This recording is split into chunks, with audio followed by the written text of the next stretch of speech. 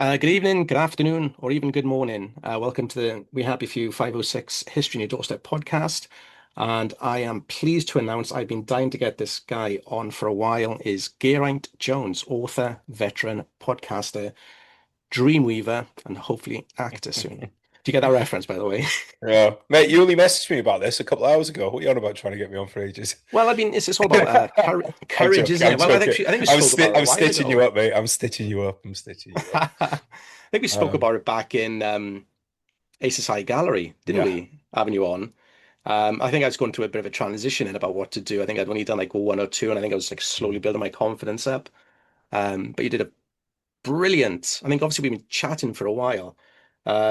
Somehow, and bizarrely, I don't know how we got started. But obviously, finally meeting you at Aces High Gallery, and you did that brilliant presentation, by the way. Um, I say brilliant, yeah, I'm forgetting the regiment. I should know the regiment. Is it, I want to say the Royal Welsh or the That was Welsh my Fusiliers? regiment. Yeah, that was my regiment. And I'm glad that talk came across well, mate, because obviously we're both Welshmen. The day Mm, before was England battering us in the first game of the Six Nations. we So needed that, yeah. yeah, well, we needed that, and I also I doubt quite a few. Wrexham also lost that day, so maybe drank a little bit more than I should the day the day before. But I was a bit nervous, mate. And then that was the thing. The you always get a bit nervous doing public speaking, and then you get that little surge of adrenaline, and it's like, oh, I'm ready to Yeah. go here.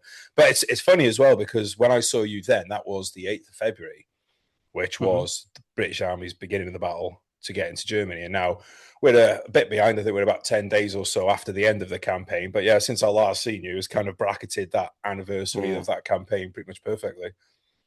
No, I mean, it was brilliant, mate. I mean, I'm trying to remember obviously what you spoke about, but I do remember going, and I should have taken notes. It obviously sounds terrible when I say this. I'm trying to remember, even though I'm saying it's brilliant, yeah, I'm trying to remember what it was about. And I'm hoping, you'll refresh me because I just remember going, bloody hell, like, why are you not doing battlefield tours on this subject? Because it was just utterly phenomenal. It Well, was the so reason interesting. the reason for that, mate, is because I'm banned from driving in Germany. Because when I went to do my recce's for the book, it's like you're trying to look around, you're trying to, you've got your accounts. So people have mentioned certain Mm. landmarks. So you're looking for those. Because it's not like France where everything's monuments here and Mm. information boards. There's nothing in Germany for No. reasons that you can probably understand. Hmm. So yeah, you're looking at around a lot, and it's very easy to pick up tickets there quite quickly. And apparently, if you just pick up enough of them there, you get a temporary ban for a couple of years. Oh, But wow. I would love to do the tours, mate, particularly Mm. on Germany. I mean, look, there are some fantastic. I made use of a great guy called Roald Deckers, Dutch, former Dutch Army, Ryan Battlefield Tours, if anyone's interested. Not affiliated sponsor, he's just a really good guide. And he took us around for a couple of days. But it's something I'd like to do. It's I mean I've reached Mm. out to certain regiments and stuff Yeah, to offer it. Not as a paid service, but as a something that we should be doing because absolutely. kind of maybe jumping ahead a little bit here. But when I went out to the 80th anniversary of the Battle of the anniversary of Operation Veritable, which was the break-in battle for Germany for the British Army, I went to the Reichswald Forest War Cemetery, where there's around 7,500 British and Commonwealth forces personnel buried there. It's about a half split between mostly Bomber Command and the army soldiers who were killed in the campaign in Germany. And we were the only people there. It was me, a couple of mates. It was Roll, our guide. No one there from the army laying a wreath. No one there from the RBL laying a wreath. It's sad, mate. And I always think with these things, you can get angry about it and say, well, people should be doing this, or you can make an effort. So this year, when we did the talk at Aces High, which was great for them to have us down, a really good day. Great to meet people down there. It was, it really was. Yeah, it was great. It was a great group of people. But I thought, well, the year before, there'd been four of us at the cemetery. Now, okay, granted, the next year we're not at the cemetery, but now there's a room full of us, good sized room full of us talking about it, learning about it. And I thought if you just keep doing that year on year and other people start carrying the word before you know it, hopefully, I don't think it will ever get the Arnhem treatment or the D-Day treatment. And, Mm. and again, it's understandable. It's a It's a much easier sell convincing people to organise trips to Normandy in June than it is Yeah. to the Reichswald Forest in February. There's a reason it was such a horrible battle, and big reason that was the weather, right? So it's a tough sell. But at the end of the day, the way I see it, almost every regiment in the British Army, with the amalgamations and stuff now, was represented there. There's absolutely no reason that there should not be contingents from, even if it's not every regiment, every kind of arm of the army should be Yeah. represented down there. So hopefully we can make that change, mate. I think that's brilliant. No, with you. I really could. It's sort of a line of questioning. You mentioned Arne, you mentioned Normandy as well. Um, that talk, I did speak to Ben Main at Ledger. Does a lot of touring with Ledger, and I should have chased up about it because he was interested, and he's that kind of guy as well. He obviously enjoys. He knows obviously there's a market for the American action, which obviously is very popular with Mm. tourists, but he also is very proud and very passionate about British World War II history, and I'll send him a message later to reach out to you to discuss that because he was interested in it. And if he's somebody who can talk to Ledger as well, who facilitate battlefield tours, he'll be able to sort of help you out because they do all sorts of tours. And I think they have like a really good customer base. I think it's because of their affordability Mm. as well, where he might be able to help you. And certainly that, because I think your talk was brilliant. I mean, it was so engaging and it was so in depth, and you could tell you were passionate about it as well. And I suppose it's a shame. I think it is a shame because they go to, when I was in the Air Force, we did a staff ride. I went, it's probably my only staff ride really was to Bastogne. I just got back from QA. I'm a big Band of Brothers fan. And we finished off in Amsterdam to do, we went to visit Anne Frank's house, or supposedly it was closed. So we went, I can't remember what we did in the end. I Um, wonder. we did, but we did all the American stuff in Belgium. We did nothing British whatsoever. And if I remember rightly, I want to say this. Apologies if I get this wrong, but I want to say that the RAF regiment was involved in the Battle of the Bulge, and obviously as well as other British regiments. But we did nothing of that. We just Mm. did 101st Airborne, and and if you're getting taught that from within the forces, Right. it's a shame. The Army, the Air Force. I don't know about the Navy. I mean, I like to think that Mm. they, certainly the Royal Marines go and visit, commando sites, with it, commando operations, which is a great one, which Jeremy Clarkson does a documentary on YouTube. I'll have to remember the name of that one. It's phenomenal, where they ram the ship into the dock. Bit of a tangent Yeah. there, but that's phenomenal. Um, but certainly when I did a staff ride, the attraction was obviously Bastogne, Band of Brothers. I've been a Band of Brothers fan. And again, very unaware. I think at the time, I suppose my focus of reading was I was reading a lot of modern warfare stuff, that a lot of stuff that was coming out of Iraq, even some of the early Afghan books as well.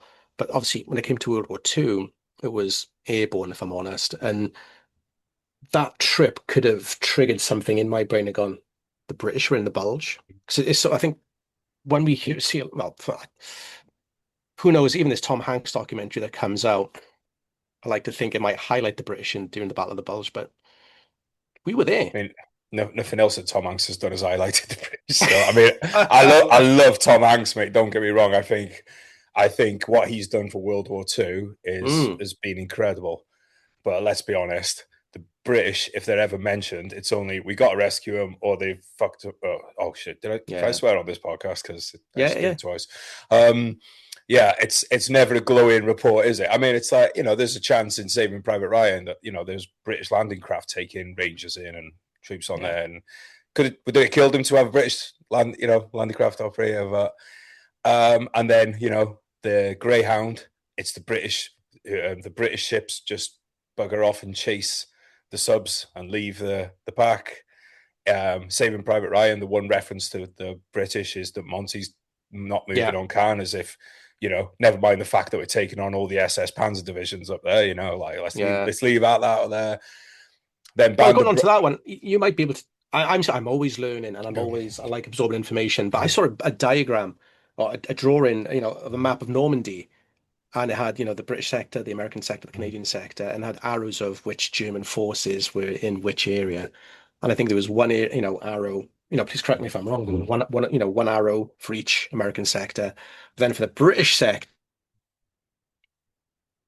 shit. if I did, but it's just like we were up against a lot going off that diagram. I mean, I'm trying to remember. I saw it. But you're right. Sorry, going off what you're saying is we were up against a lot. Sorry to interrupt you there, mate. Yeah, no, man, not at all. But it's like, look, at the end of the day, it's team effort. As much as we love Mm, having banter between Americans and British or the RAF and the Army, it takes everyone to do the job. And you mentioned the Navy as well on the kind of the battlefield tour side of things. They were involved in like the Rhine crossing operations, in Germany and stuff. And it's always try service, mate. And even if it's not constantly, at some point it is. mm. And we might hate to admit this, but we all rely upon each other at some point. Yeah. There's that, and it goes further than that. It's that chain all the way back to who's making the bullets, who's stitching your clothes. Hmm. It's everyone is involved at some point. But I'm an infantry soldier, so I'm always going to say that if you need anyone, it's the infantry. But Oh, you're but right. so just Sorry. one thing as well, though. I totally agree with what you were saying about that not getting the introduction to it, because if you look at the paras, Mm, I've never been to Arnhem for the anniversaries there, but I mean, I know a lot of paras. They've told me what it's like, and I think the fact that they have that regimental identity and culture with that means that will hmm. probably always keep going on.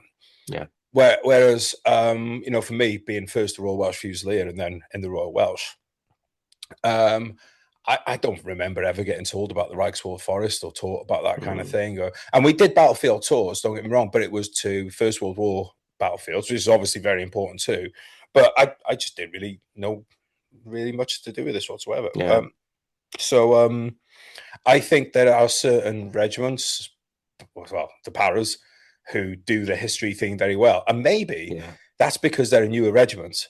And so it's a lot easier for them to do it when their history basically is from Mm. World War II onwards, right? So whereas, you take the Royal Welsh, like which battle are you going to pick?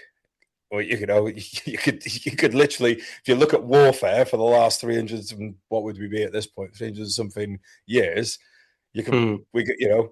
we got, I mean, China, you've got South Africa, you've got all over all the Revolutionary War, War of Independence, whichever side you're on, in America, all over Spain, all over pretty much all Oh, over wow. Europe. So, I did not know that about America. mate, the Royal Welsh Fusiliers, I believe, were the only British Army regiment present at every one of the major engagements in the American Civil War. Not Civil War, sorry, the American Revolutionary War, War of Independence. Wow. Literally, as you were saying that then about the Royal Welsh and the battles, which one do you choose? Um, and you mentioned South Africa. Obviously, straight in my head it came up Broke's Drift, but I saw that the was it the Royal Welsh? I'm sure had did did they go down to exercise down to South Africa, or but they They sort of go. did They go. some There's every commemorations? year. Every year they go down for a commemoration. Not the whole battalion, but like a contingent goes down every year, which again is great. But come on, we got Germany Yeah, it's affordable. across Yeah, the channel. you Get drive on the bus, take the bus there. chuck some lads. But at the end of the day, I know they're a very busy regiment and stuff. I think a lot of times, having been a reservist myself, I think that reservists should pick up the slack on a lot of this stuff because that it is a very high tempo for regular battalions. We're a very small force. Yeah.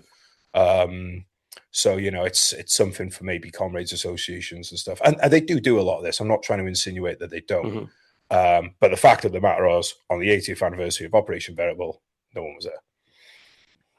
Yeah, no, that's a shame. I mean, it's incredible that you were there. At least that's something that these guys aren't forgotten. And I think that talk, Eraser's Guy Gallery, certainly, I'm so glad you've met. I should have, written it down. I think I just, a lot going on at the time. But yeah, certainly I thought, man, this is incredible. This is, even as a Welshman myself, I was like, this is phenomenal. I need to know more about the Welsh regiments in World War II, not just, the British. I want to know more about the Welsh as well.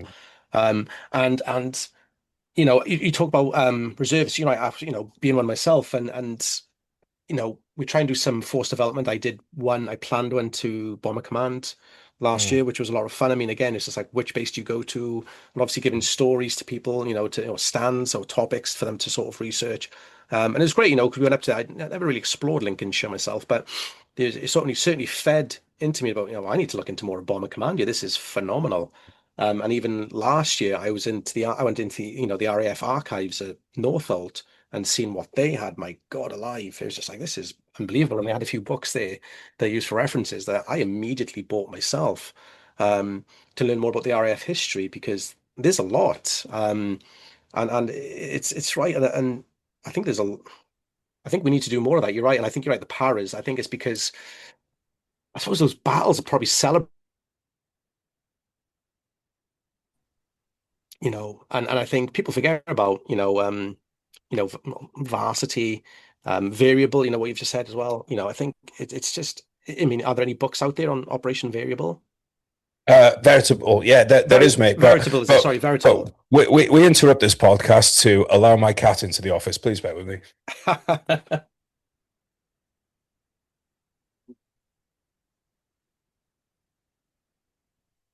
Do you want to be on camera? Come up here. Yeah, any self-respecting author has to have a cat. So here we go. Oh yeah, this is Lolo. You sit down there. You gotta be quiet. Okay. Um, but yeah, there's two historians who I used for the kind of the bones of the German. Well, not the bones. I shouldn't say that. There are a lot more detailed books than that.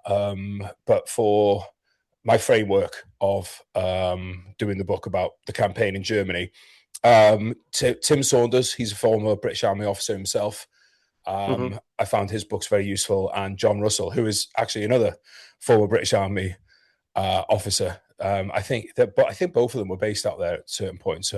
Tim Saunders he's done loads of books. John Russell, he has two books out about the campaigns particularly. So I leaned very heavily on Tim Saunders for the Operation Veritable, and then more on John Russell for the. So essentially, once the British Army had crossed the River Rhine, the Germans would Hmm. form defence lines along the rivers, which unfortunately for them, which is kind of giving these lovely natural obstacles for them to kind of put the defences behind. So there was also the River Weser and the River Aller, and then the River Elbe as well. So John Russell's books on the battles that take place around the River Weser and Aller were very, Hmm. very useful. And what I love about both books is that, as well as giving you the top-down view, they intersperse them both with um, accounts from people who were there. And John Russell had made a lot of these contacts and interviews himself. So there was people who had been alive in some of these battles as civilians, German civilians who he was able to interview and things. And like now you can't find any of that, can you? Everybody's gone. Yeah. So what he was able to what he's been able to encapsulate is fantastic. So I'm in the debt of those two gentlemen, especially. And then another author I leaned quite heavily on was Patrick Delaforce. Now I find him fascinating because he's written loads of divisional histories Hmm. on the Second World War, and he you could I mean I would love to have seen this guy's library, but he's got all these he's referencing all these memoirs that maybe came out and there was 200 copies of them printed after the war. And like, because I've been I'll go first, I'm going to the bibliography of these books and like, right, which ones can I get for myself? Mm. And most of them, Yeah. we're not even talking, there's not even copies available online. The internet has no knowledge of these books. Like, that's how Yeah. kind of rare they are. So the quotes he has from those kind of books are fantastic. But what I find fascinating about him is that he was actually an officer in the campaign. He was, I think, like basically like an artillery kind of control party officer. He's got blown up a couple of times. In fact, unfortunately, he went through all those experiences like you do, losing friends, being in Hmm. combat and everything. I think he was awarded the MID, if not twice, at least once, mentioned in dispatches. Um, Hmm. so yeah, and I find that amazing to be able to read the history from him in particular because he was there, and you could tell Yeah. um, you could tell when you read his stuff, you could tell he was there, if you know what I mean. That's incredible. I'm just Yeah. writing down what you're saying, to look these guys up. I do exactly that. If I'm reading about something, it's like, Mm-hmm. look at the bibliography. Where do they get this information from? Because that's going to have more information. These books that they've referenced, they're Mm-hmm. going to have more. And absolutely, I think Yeah. and like it says, the internet sometimes doesn't tell you it because they haven't Yeah. documented it. And I think it's always Mm-hmm. quite surface level and people forget it as well. They don't look in the archives. Um, you know, of of say that, NARA, the National Archives, or because Mm. they type into what pops up in Google, but Google only does a quick search of what's out there. They Right. don't actually look into, Mhm. like, the Library of Congress has some amazing information on Welsh history, which, Mm. I'm sure you'll probably find fascinating as well. Certainly being up north, because, we spoke about, the War of Independence, etc. And I'm trying to think which presidents were around at that time, but my God alive, there's a lot of Welsh history in the Library of Congress in the United Mm. States. Um, but you type it into Google, nothing shows up. Mm. Because, and I think it's probably the same bibliography, of World War II books, like what you've just said then, is it probably hasn't been recognized. And Yeah. it's people just look at it, Was what's on the research. yeah. I hate to say Yeah. it.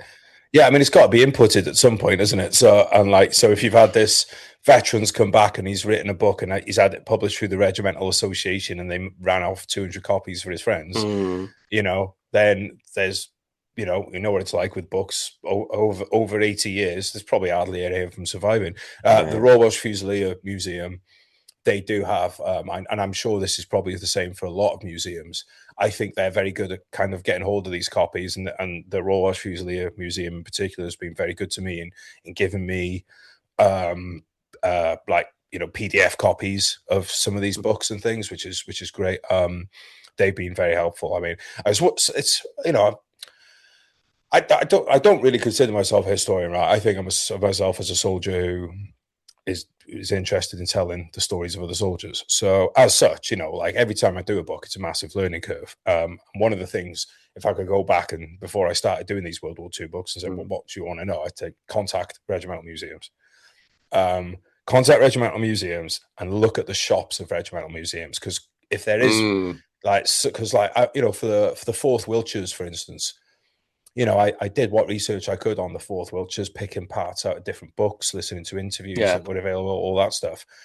And then just after it kind of like after the book had been finished, I went on their website. I can't remember how I ended up down that rabbit hole and why I never went down in the first place. It seems so obvious now. And they had this book written by a couple of the company commanders. You could tell it being written because a lot of these regiments, they went into occupation duties at the end of the war. And I think a lot of these blokes realized, look, we've been through something that needs documenting here. Mm, We've got everyone together. We've got this time on our hands now. Let's write it while we're on duty. So yeah. they're so fresh. And I got this book called The Maroon Square, which is I've got about that. oh mate, what a book. And I was reading it, and oh mate, it was a weird one because I'm so enjoying reading it, and I'm so happy to Mm, have that book. And I was able because there was a Sergeant Jenkins, and he kept coming up, this Sergeant Jenkins, in the interview of one of the officers who survived the war. hmm And I wanted to know more about him. And then I started reading the book, and then I found a few references to the Sergeant Jenkins and stuff. He won the military medal, and and I actually ended up connecting with his grandson. Saw one of the articles I wrote about him actually and Oh, connected to me wow. recently, which is incredible. But it's when you get something like that, and then but of course there's the other part of Mm, you. It's like, God, I wish I'd had this book. But this is like kind of part of the problem, dude. Like when I wrote Voices of Victory, the book was supposed to be 100,000 words long. My first draft was 200,000 words because you just, oh, wow. That's So I incredible. do think as well, there's like at some point you have to cut yourself off from sources Yeah. because you don't. I mean, it's horrible when you have to trim a book like that because you're having to cut people's words out. These are the words of veterans and stuff, and you feel like you're not silencing them because those words are still on the interviews available. But hmm it's just it's different from like you. Let's say you've written your fiction book 20,000 words too long, you need to trim it. Who cares? But when Yeah. it's the word, so it's the last thing you want to trim. So I got to be honest, my editor has to be the bad guy in those situations, Yeah. and she has to take the hatchet to it because I'm a bit too attached. But yeah, I mean, it's one of the things like about writing a book is to write a book, you got to read a library. I think is a good um, kind of way of thinking about it. And look, at the end of the day, if you can put books about the Second World War against your taxes, then you've got to take advantage of that opportunity. Get as many as Yeah. you can. No, absolutely. I mean, the Maroon Scale, I've got it. And I'm gonna ask you a question because I've got a signature in there, and I don't know if Oh, it's a pre-print one. I don't Oh, know if you've got something similar, like in one of the early. oh, I'll have to send you a picture of it, mate. I don't know if you've got like a signature in it, like one of the first few pages, or oh mine wow. actually just might have that. I'll send you a picture then, because I'm very Mm, like, is this like a print of a signature or is this an actual signature? mm, And yeah, I've got one of my probably don't know, it's just I want to say cherish, but it's certainly a book I'm like, wow, it's a back Return to Mandalay, and it was um Slim's book. It belonged to Slim, signed oh, by four what? veterans of that campaign. What? And it's signed by the author. It was from the author to Slim, Field Marshal, yeah, Whoa. Bill Slim. Picked up in Wow. London a few years ago. Amazing. Yeah, I couldn't believe it. I was like, yeah, I'll have that. Yeah. Has got a dust cover though, so it One loses a bit of kidney that. or two? Like, I yeah, know. definitely Well, no, take actually, it that, wasn't. man. It was probably a finger.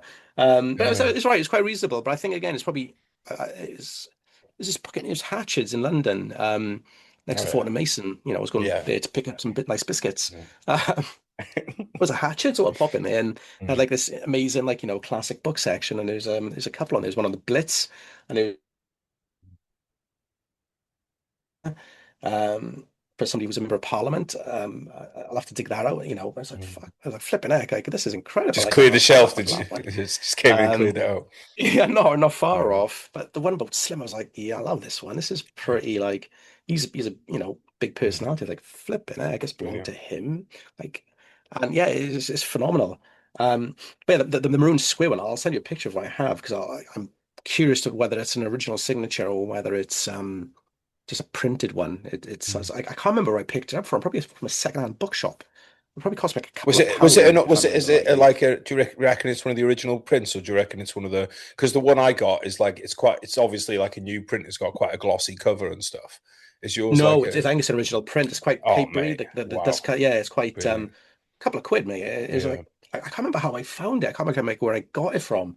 Mm. Like I can't remember if it was from like going to Malvern Militaria, or like, was it a bookshop in town where I live? I Mm. just can't remember where I got it from. I picked her up and I thought it was Yeah. quite interesting. I've got a Um, few books like that, mate, that I've bought in to do research to use the books for research. And let's say it's like a divisional history or whatever, because a lot of these divisions they had their histories written at the end of the tour. And mm, like so I'll buy it in for research and I open the first page and it'll be signed such and such. mm. Oh, sorry, I got a cat hair flying everywhere. It'll be signed such and such, and then it'll have their regiment and their number. And then you're like, well, I can't use this for research now, can I? This is going in the. I This have is to right. Yeah. find another copy. But This it's an one here honor, though, isn't now. it? It's an honor to hold Yeah. to know that you're that person served. And the thing is, at the end of the day, I do. There's always a part of me when I see medals for sale or books for sale. Mm, There's a part of me that thinks that's really sad. mm. But the flip side of that is, well, if their descent, like one, they might not have had descendants, but if their descendants didn't want it, well, it's ended up with someone who does love it and does Yeah. treasure it and is going to honor it, and it's probably going to pass it down to someone else who's going to honor it. So I think in a way that like a lot of this memorabilia stuff, I've kind of flipped my thinking on it from thinking. I mean, it is still sad that someone's family wouldn't want to hold on to something. There's no two ways about that, in my opinion.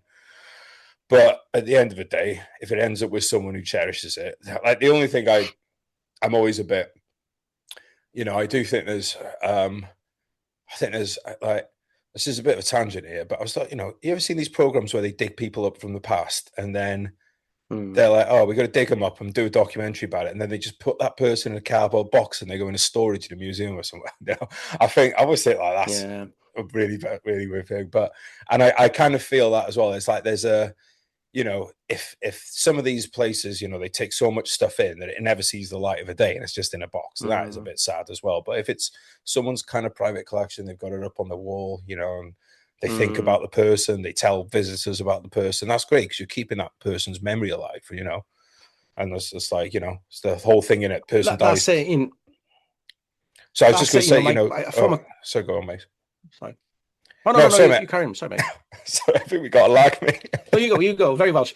But no, you're right. No, because a former colleague of mine, back in January, she'd been meaning to give me for a while because she knew I had an interest in World War Two. And I don't think I ever talked about it that much in work. Um, but she gave me her grandfather's, or was a great grandfather's medals and his letters, and he was in the Worcestershire, Wow. or certainly, and I you talk about, regimental museums, they're wonderful. So I went to the Gloucestershire one on the weekend. And Mm, there's a book on, discovered by Imjin Barracks, is called Imjin Barracks. It's got Imjin, Battle of Imjin, you know.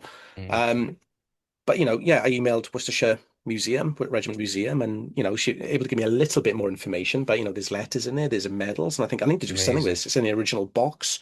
I thought I've got to do something with this. It's stored safely because I Hmm. think it's just times, home life's got in the way or personal, but I want to look further into this guy's history. There's a couple of photos in there. She doesn't know which one he is.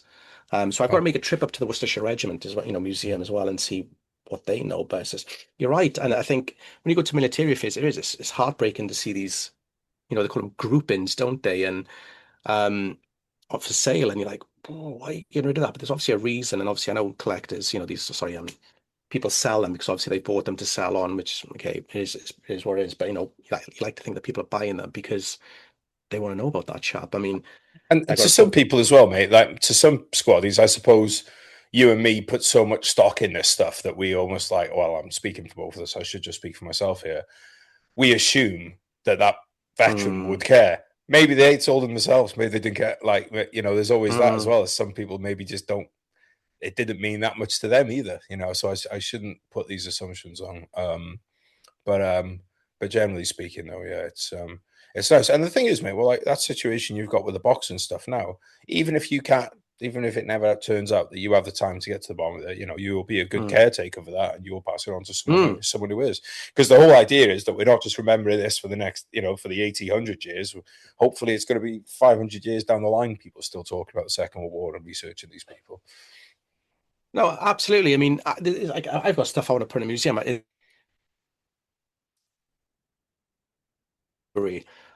Which was huge doing what company flew from for Market Garden. And a couple of months ago, I picked up a stable door from Holborn off someone. Like he recovered from when they got demolished in Hightown, if you've ever been there, which is right next to the Blue Boar. And I could easily keep that in my, man shed and, just there wasting away. But what a waste of a piece of history that, that people would be really interested in seeing. I mean, there's one in Tacoma, there's one in Little Coat, obviously the prop, this has been recovered. And I think, so I've spoken to Charlie, who's, working on the museum down there, and it's going to get donated. It's there because it's wasted. I mean, I've paid for it, but it's wasted with me because that needs, it's only a stable door. But for a lot of people, they can, I suppose, connect with something like that, because certainly if they're a Band of Brothers fan or even a 101st Airborne and know that these guys, this is where they slept, members of Easy Company would have touched this door. It's wasted Right. just with That's one it. person, if that makes sense. It needs to be seen by a lot of people, I Right. think. Yeah. Um, and you're Yeah. talking about other books as well. The three, I was just digging this when we were talking. I got this one as well. The first over, Germany, and if you can see that, it's about the 306 bomb group. And again, off Mm. eBay, it was on eBay, and it belonged to someone called Kermit Jerry Cavido. I hope that's right. And it was his book. He served in the 306. Wow. Um, and it's signed by the author, and he made little notes in it. Obviously, he hasn't signed himself because it's not. He's Yeah. made little Yeah. notes in Yeah. it to like sort of say, "Oh, this has happened. I know this guy. He died here." Like Mm. there's all little notes in it. I'll have to send you Mate, pictures that's again. And incredible. do you know what I mean? It's just like you got Frank Yeah. Armstrong. He's the guy. 12 O'clock High was based on, and it's all little notes. Like it's like, was this one presented my Mental. first air medal? He said his wife liked. I can't even write that. Lived in those white apartments on. Can't make that out. Like all these little notes he's made on it. My CO, my CO. Um, this is his. And like he's like all these little notes. My squadron commander, my CO again. For Like, the audio listeners, I just want to tell them how happy you're looking right now, mate. It's like all the Christmases have hit at once. And why not, man? I totally get it. mm, and I suppose how you're an infantier. You know, you eat crayons allegedly.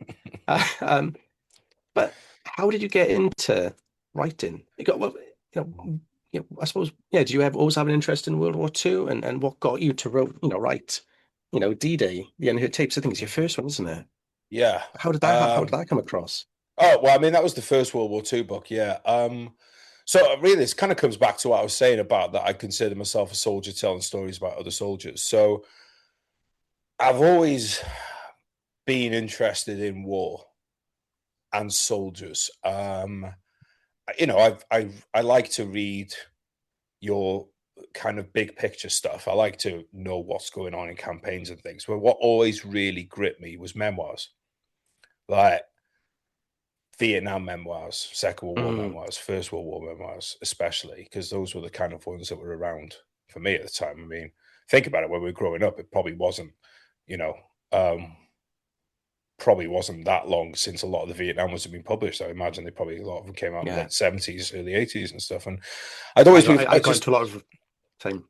well, the Vietnam ones, they're great as well because there's so much color in them, Mm, I think. Like, you know, I think maybe that's like, there is, you know, when you read memoirs as well, you know, there is quite often a distinction between the British and the American ones in how they're written. But I've always been, I think I've been very lucky in life that I've always known what I wanted to do. And I hmm think there's a lot of people who are always struggling with that question. I feel for them because it must, you know, I mean, fucking, you know, within what I want to do, I struggle with what I want to do. But at least I know I wanted to be a hmm soldier and I wanted to be an author, a writer. Um, I also wanted to be a fast jet pilot when I was younger, but then, as you nicely pointed out, I'm a crayon eater, and you know, I'm pretty sure anyone who ever watched Top Gun wanted to be a fast jet Of pilot. So, course, of course. I mean, why not, mate? Just so tangent. I saw Top Gun in the cinema on Monday night for it was the 40th anniversary, which is mental in itself. And it was, I watched it in a way that, you know, when you're young, you watch it in a different way because now I'm Mm, thinking it's not just, oh, flying planes is cool. I'm like, you get paid to live in San Diego. in mm, you get paid to live in San Diego in the 80s. Now that in yeah. itself is great. And I'm like, if we do live in the simulation, the top level of the simulation is probably Tomcat pilot living in San Yes, Diego in the 80s. I know. Um, Yeah, but yeah, love a Tomcat. back off the tangent. So essentially, I wanted to be, or like the idea was that I'd go to university. I joined TA when I was 17. That's like the British Army Reserves, as an infantry soldier instead of doing the officer training corps, because I was kind of told, look, you know, if the officer training club, bit of a piss up boys club, the TA, you'll actually do a bit of soldier and stuff. And it was back in the days where the platoon commander still had like a radio operator. So it's like, right, stick a radio on your back. You can follow the platoon commander around and you'll learn about things. And then when you finish uni, go to Sandhurst and then go and join the battalion. But then while I was at uni, Iraq happened. And some of my friends started going to Iraq who were like in the TA with me. And, you know, it sounded quite fun. And I was there. I thought, you know what? This is the funny thing with hindsight. I was like, well, I need to get out to one of these places before the war's over, not realizing Mm, that Afghanistan would yeah, be 20 years. Iraq was what, best part of 10 years. So, but at the time and it's, you know, it's one of the things when I read memoirs and stuff now, a lot of the time it comes up like, oh, we were just worried it was going to be over before we got there. You know, I think that's something yeah. that's probably soldiers have had throughout history. So I thought it will also make me a better officer. If I've gone through a tour as an enlisted soldier, I'm going to be a better officer because of that. Anyway, so I went out to Iraq in 2006. I didn't like, there was a lot going on, but I always kind of put it like this. I was on the team, but I was on the bench is how I felt like a Right. lot of, you know, like is how I felt a lot about it. And having been a mediocre sports person, I spent a lot of time on the team and on the bench. So, you know, it's kind of the story of my life, really. So, I was like, well, I want to get off the bench. And at the time, the British Army was really struggling with numbers, so it put soldiers in a rare position, which is actually gives you some leverage to decide what you want to happen with your life, which is not usually how the army works. So I said I want to stay out on back-to-back deployments and be in one of the armored battalion because the Royal Welsh was coming out. hmm Second Battalion Royal Welsh was coming out in the Warriors, which are like armored fighting vehicles. For any Americans listening, they're kind of like the Bradleys. It's pretty similar. hmm So I stayed out with them. Um, and it's kind of funny because they all thought that I'd taken over, that I'd been in the armored battalion that they'd taken over from. They didn't know that I'd been in this like force protection company. So they're like, "Well, you're experienced. You can go in the lead warrior, and you know the ground and everything." Mate, I didn't even know how to open the fucking door, but you don't say anything, do you? So I went out with them with that tour. And then kind of by this point, I was going off the idea of officer anyway. I was quite enjoying being enlisted. And then I went back out then went out to Afghanistan in 2009. And then I was quite happy. I stayed off I was there for a couple of years. Went to Recce Platoon, did the PTI course, physical training instructor course. Got to hang out in the gym with my Look in the boys, mirrors. ass around all day, look in the mirrors, use copious amounts of hair gel. It was fantastic. I think I would have liked to have done one more Afghan tour if I could have my time again. Mm. But at the time, I didn't know there was one coming up. I thought that was probably it for us. So, and as much as I did enjoy being in the gym, when I got, my options were, if you sign back on, we're sending you to Brecon, to do your full screws, so your corporal's course and section commander's course. I thought, I don't really fancy the sound of being a Brecon, crawling around the streets. Thanks very much. I'll go and work in a gym. So I went to work in a gym. And then I'd worked there for a few months. I was really enjoying it. It was a great time. I don't know if you remember when the Crusaders rugby team were up here in North Wales. I do. I do. Yeah. So it was actually a very good transition for me because the lads were working out in the same gym where I was. So it was like being around, because rugby players are very much like squaddies. Mm-hmm. So it was a nice kind of transition. But then the gym closed without notifying anyone. So I was out of a job, but I'd run into one of my really oldest mates out in town one night, and he'd been telling me about the work that he was doing on ships, doing the security around Somalia and that kind of thing. And he got me a job. So I started doing the ship security. Now, the reason this is all relevant is because being on the ship then was the first time that I'd ever really had a chance to sit down and write, because Mm-hmm. you have a lot of your time on your hands in the army, but it's not really the time to write because you are a strategically shaped chimp living with other strategically shaped Yeah. chimpanzees. So it's not a conducive writing environment. But when you're out at sea, you can't ask for better. There's a lot of time on your hands. There's no distractions. There's no internet. And there's a lot of time because the important thing about being an author is being able to stare off into the distance and, contemplate everything. And there's a lot of that going on. And then there's a lot of writing going on. So I was able to get into it pretty quickly. The first thing I wrote was, first book that I actually wrote was, I'd kept a journal in Afghanistan because I'd realized my mistake not doing that in Iraq. Mm-hmm. Realized how quickly you forget things. And the first book that I wrote just came out. It wasn't like sitting down writing something from start to finish. It was all over the place, really. And then it kind of just came together. And then I sent that book to agents. I got an agent, and that got me the publisher, and then the kind of career went through there. But yeah, so to how this ties in with World War II books, let's see, it would have been, hang on, infantry brain working, trying to do maths that is higher than 5. Hang on. I'm going to have to ask my cat to You have help to me draw a out here. picture. Yeah, I go. So it was about 8 years. Let's just say that. Wow. No, maybe 7 years. But I'd done a lot of books, almost everything I'd written. I'd always said I'm never going to get pigeonholed as a writer. Well, you fucking do, which is fine because I love what I do. So I'd ghostwritten books, I'd co-written books, I'd published books under my own name, and I got approached by a publisher saying, "Look, we've got the rights for doing this D-Day book. Would you be interested?" Fucking right, I'm interested. And that was how I was able to jump into the World War II stuff. And because the big thing about publishers is obviously they're a business, they're looking to make money, and one of the things they want to do is they need to market a book. So that's why whenever you see books coming out around, say, the 80th anniversary of D-Day, several D-Day books come out. It's not that the author is just going, I just want to try and cash in on a D-Day thing. It's that, and it's not even that an editor is doing the same. It's that in order to get that book commissioned past the sales team, the marketing team, etc., you have to convince them that, look, there's going to be all this. It's going to be in the public consciousness. So now's the time to strike, and that's why it is. So so I was quite lucky with the D-Day one that I got to do that, and it did really well, which was fantastic, and it's just a real honor to work on it. And then because it did well, I got the chance then to do a follow-up, and I was very, very well. I'll say this as well. I should rewind. The book's called D-Day: The Unheard Tapes, but Yeah, there you go. I feel like a lot of people know about D-Day, but I don't feel like Yeah. as many people know, and this is include myself in this, people don't know about Hill 112, where the 43rd Wessex Division suffered thousands of casualties in 48 hours, you know.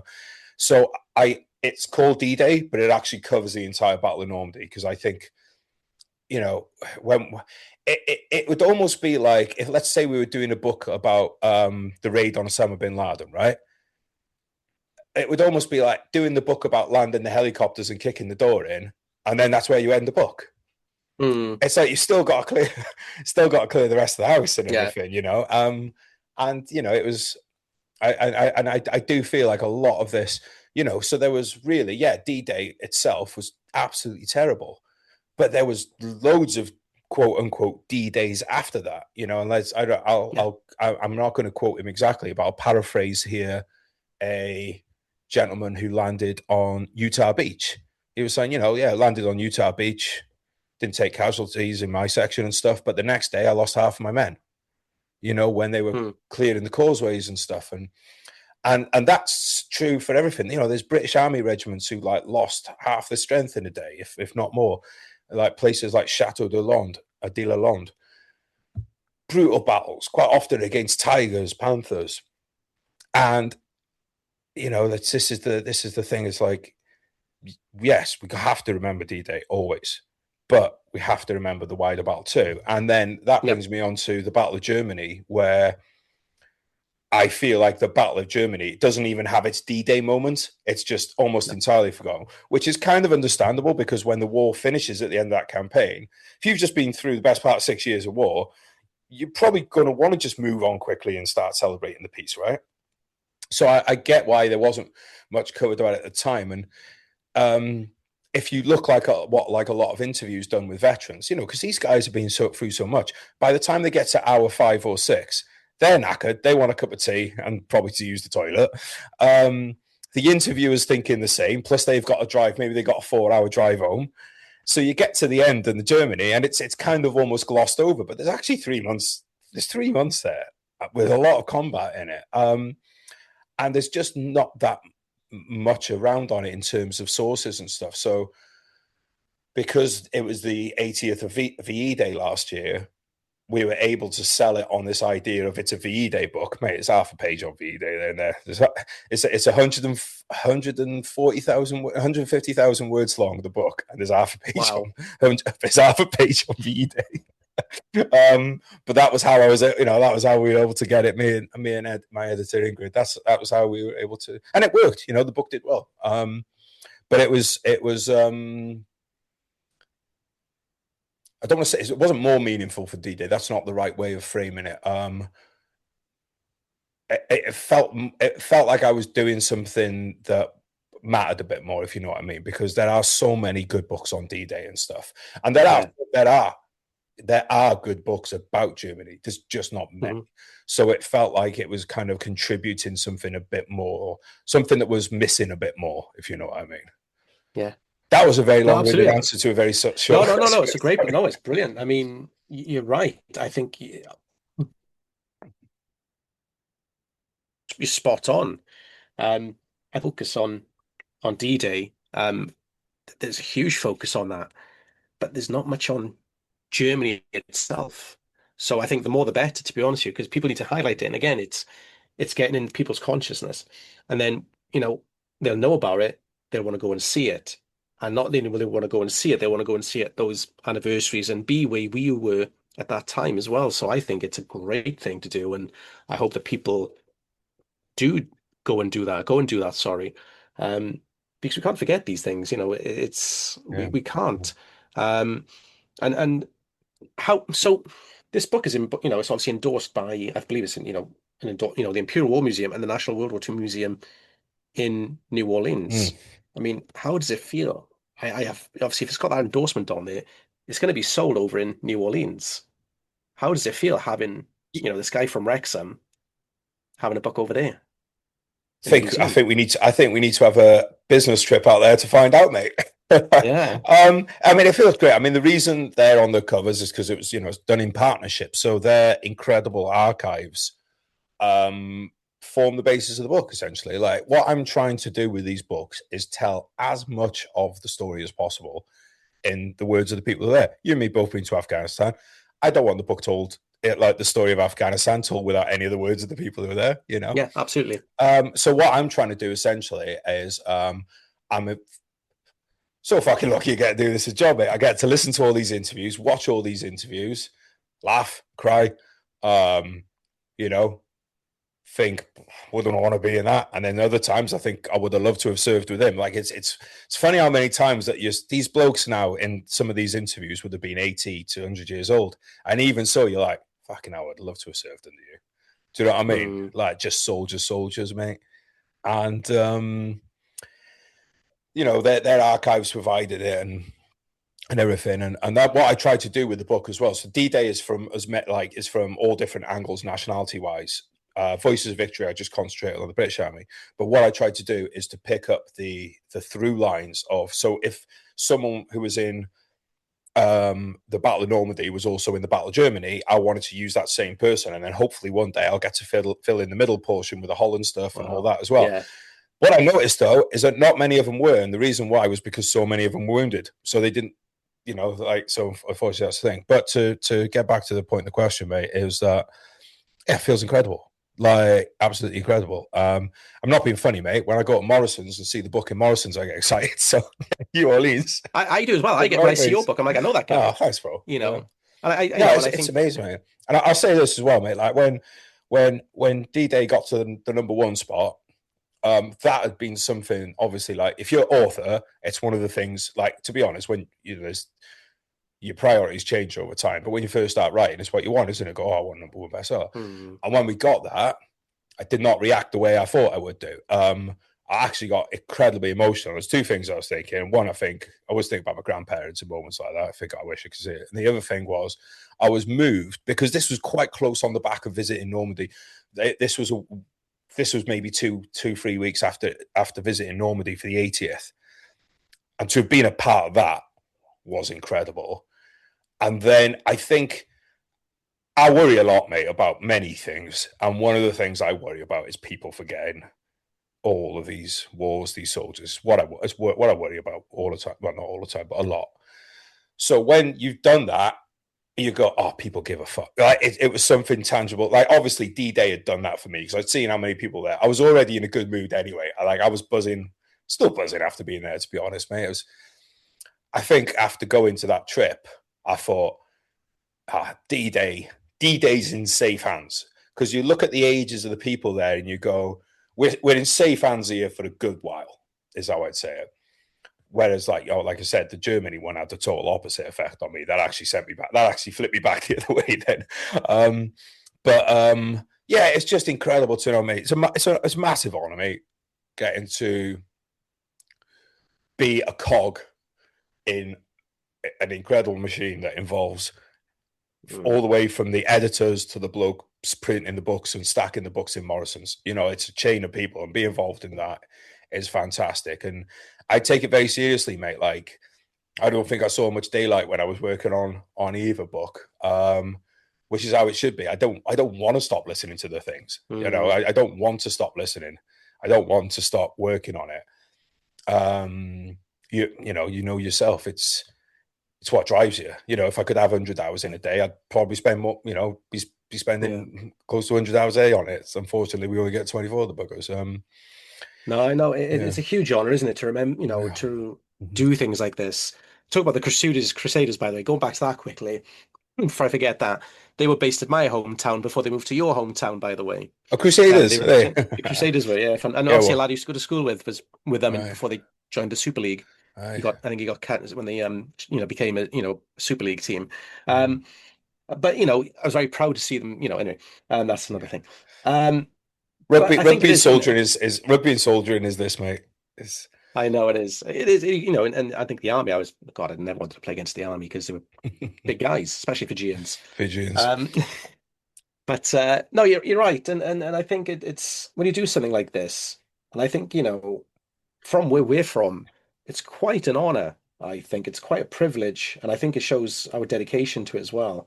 I mean, like you with your book and getting to number one, and this is going to be in, like I said, Imperial War Museum and the national, and the World War II National Mhm. Museum in New Orleans, two very prestigious museums in the world, and Oh your yeah. book is there. That's a huge achievement. That's a huge honor. That this book, and I'm there in end of July, and I will send you a picture if I see it, and I will post it as well. 'Cause I think I can't wait to see it there. Don't tell me And if it's not what there. it I'll be did. gutted. I won't. I won't. I won't. I'll lie. I'll probably lie. Just Or I'll bring my own copy and put on it. take a copy. Yeah. But no, mate, Um, it is. You're dead on, mate. You're dead on. and for me, like, one of the greatest honors this is going to be there now forever. And even for me, like, a boy from Bridgend, um, has got helped put a memorial in Genk for an American bomber. And I like to think it's going to be there for a very, very long time. And I think to myself, my God, and obviously that's with the help of Reg Jans, the tour guide, and we've used a few times, but still, it was just a simple question, can we do it? And I think that's what you have to do sometimes. Is just, is it possible? Can we do this? Can I do this? Can we do this? And it's, yeah, we can. Brilliant. Let's get started. Yeah. Well, And mate, I think one of everything the starts with a question. Gears, yeah, gears. Yeah. yeah, mate. No, it starts with a question, and then the thing I've always thought of, kind of picked this up when I was in Iraq. Right, wasn't glamorous in Iraq. Basically, the job of the infantry was a lot of the time you jump out the back of the warrior, you kick a box to see if it goes bang, and the thing that I kind of got the mantra I got there is like, if not me, who? Mm, Not to say that you know I ran out and kicked 10,000 boxes in Iraq. Everyone's running out kicking boxes, but it gets I think it's kind of a good mantra to have, and I think just saying yeah. like, yeah, Bridget boy, Wrexham boy, but if not me, who? Now there will be Mm, someone who wants to do it, sure, but the more the merrier, I think. And it just I had this exact same conversation with my friend Nate Boyer. He's a Green Beret. He's just made a documentary about D-Day, and it's a great documentary. It's going to screen for the first time during the anniversary week that's kind of coming up. And we had kind of had that because he had that conversation of he kind of got that imposter syndrome of what I mean. This is a Green Beret, played in the NFL, great oh, dude, and it's wow. like, oh, dude, he's a top guy. But it's like, well, dude, if not you, who? Like, just get out there and do it. But yeah, I go with the hometown thing as well. I always do. There is always like a little special buzz when you hear stories of when you come across parts of history that have crisscrossed. Mm, Like when I go for a walk at home, I walk past bomb craters from the Second World War, and like I think about that German crew a lot. I think, did they survive the war? mm, It gets you thinking, doesn't it? And there's a memorial for a bomber, and good on you for doing that. But like again, mate, it's like, if not you, who?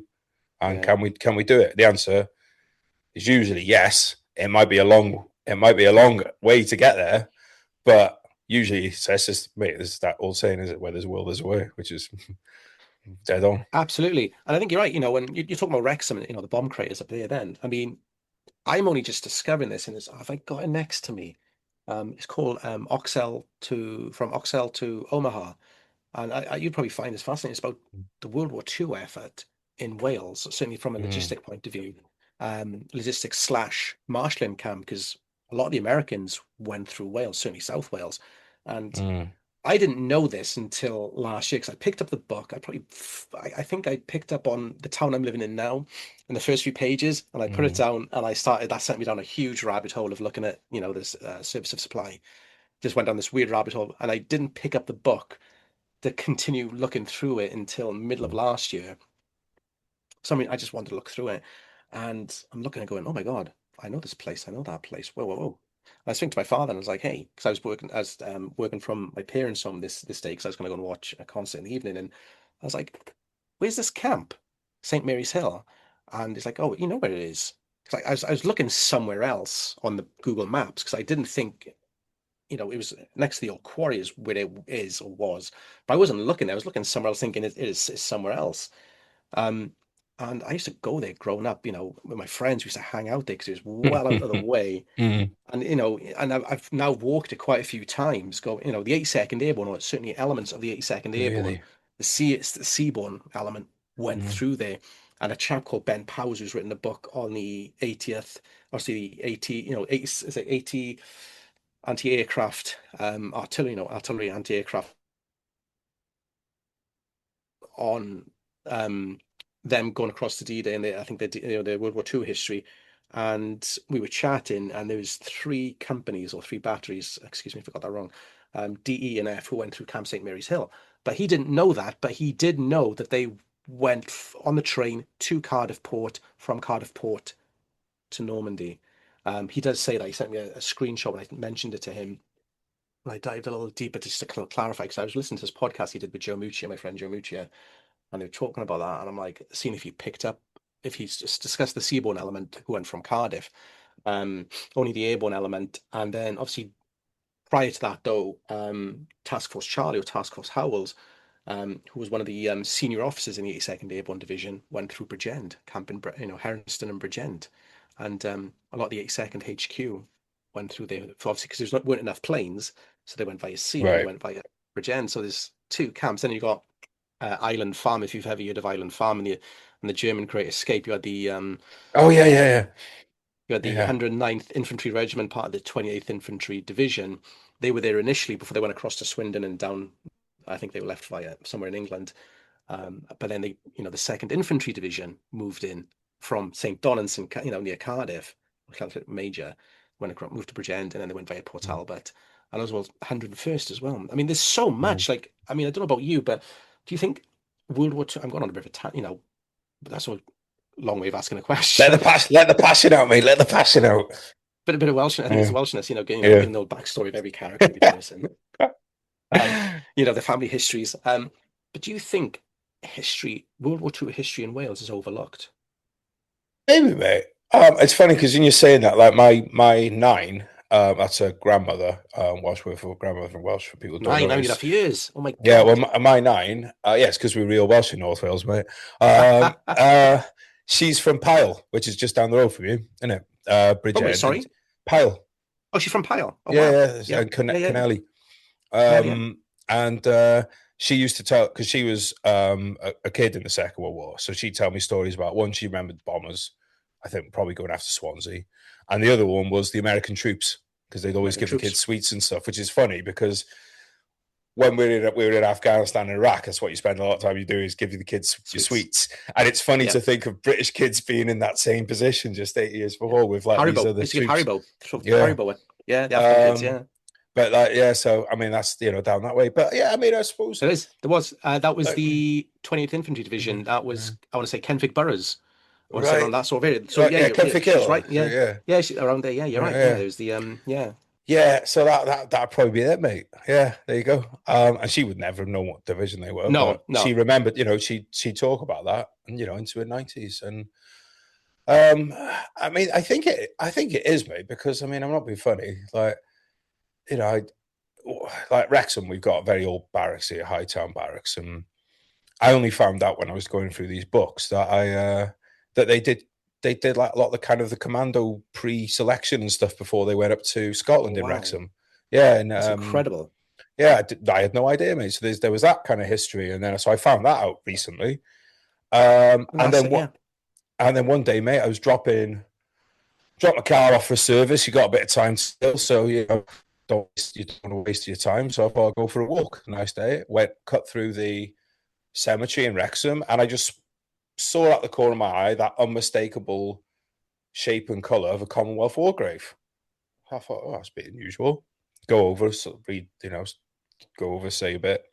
Anyway, I look up. God, there's more. Before I know it, there's dozens of them. Mostly First World War, also some Second. And it's something I really want to look into is who were these people and stuff, and so there's that there. And then there's just every now and again you'll just find some obscure plaque or something. Like I was in a building recently. It was I forget the name. It was a furniture company, but it was in an old it was over in Cheshire. It was. So I mean, I'm off on the Welsh thing now, but I think this point is it carries over. Is the building that this furniture store's in now? It must have been an old members club back in the day, because it had a plaque upon the wall with all the members of the club who died in the First World War, and there's all these little bits of history. And then, yeah, I think war is just maybe just the Second World War, as much as we do remember it, because it is the most remembered war in the Mm, UK. I think we remember as a country the D-Days and stuff, but I don't think many of us, every village, thank God, has its local history, like the local history expert who will write, pamphlets or yeah, maybe make a website and stuff. And thank God for those people. But generally speaking, most of us kind of live in historical ignorance of our surroundings. absolutely. I only found out, I'm a big Roman history fan. I only found out recently that this hill that I can see from my house was assaulted by the Roman legions. I've been looking at that hill for years, and Well, I only found out a couple of weeks ago that the Roman legions had stormed the hill fort on it. I'm like, so it's, I mean, that's the that's an thing. incredible piece of history. Yeah, Well, going on to that. So, not a little bit after Roman history, but still pretty cool history, I think, is, there's where I'm from, there's a forest, bit of a forest. You know, we used to pretend it was Star Wars Return.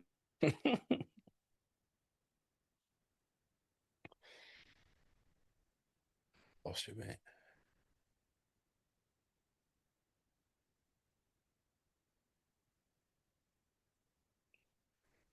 As your parents, Sorry, mate. I lost you. I lost you. We used to think it was Star Wars. Sorry. oh yeah, Return of the Jedi with the Ewoks kicking around, you Is know, and that why you as grew we the were beard? kids, yeah, like little furry things, and but as I got older, I think my father said one day, King Arthur was buried there. I'm like, whatever, yeah, okay, whatever, Mm, didn't think anything of it, and didn't, press him for any questions. I can't, I must have been early 20s or something, or even late teens. And then we were talking about Instagram before we started recording, and there was this American girl, and she was talking about Welsh history and talking about King Arthur. And I started looking through the thread, and I just made this comment to this, this because there was a few people going, "Oh yeah, what are you on about?" No, he's not. That's not true. Or this about King Arthur and being Welsh and this, that, and the other. mm, And this woman made a comment about saying, "No, no, read your history. Here are the books. Blah blah blah blah blah." And I mentioned this story that, hey, where I'm from, King Arthur is apparently allegedly buried in Coedemyster woods, and she said that is true, or that is a story. You need to read mm, this book.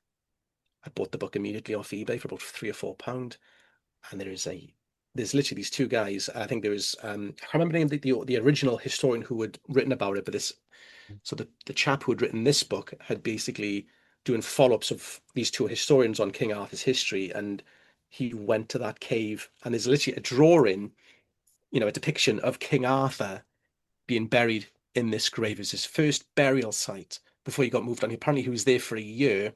There was a saint of he was I think he ran a nunnery or founded a nunnery in Llantwit Major, got exiled, become a hermit or something, moved to Coedemyster Hotel. The cave was his dwellings. He had this little ledge. They used to sort of, where the M4 corridor goes through, across to Swansea. mm. Before that, Yeah. um, Traffic, and traffic, apparently, traffic was still better then. You know. and he used to apparently watch is it a church bell? Oh, I think this Right. is this. I'll read this.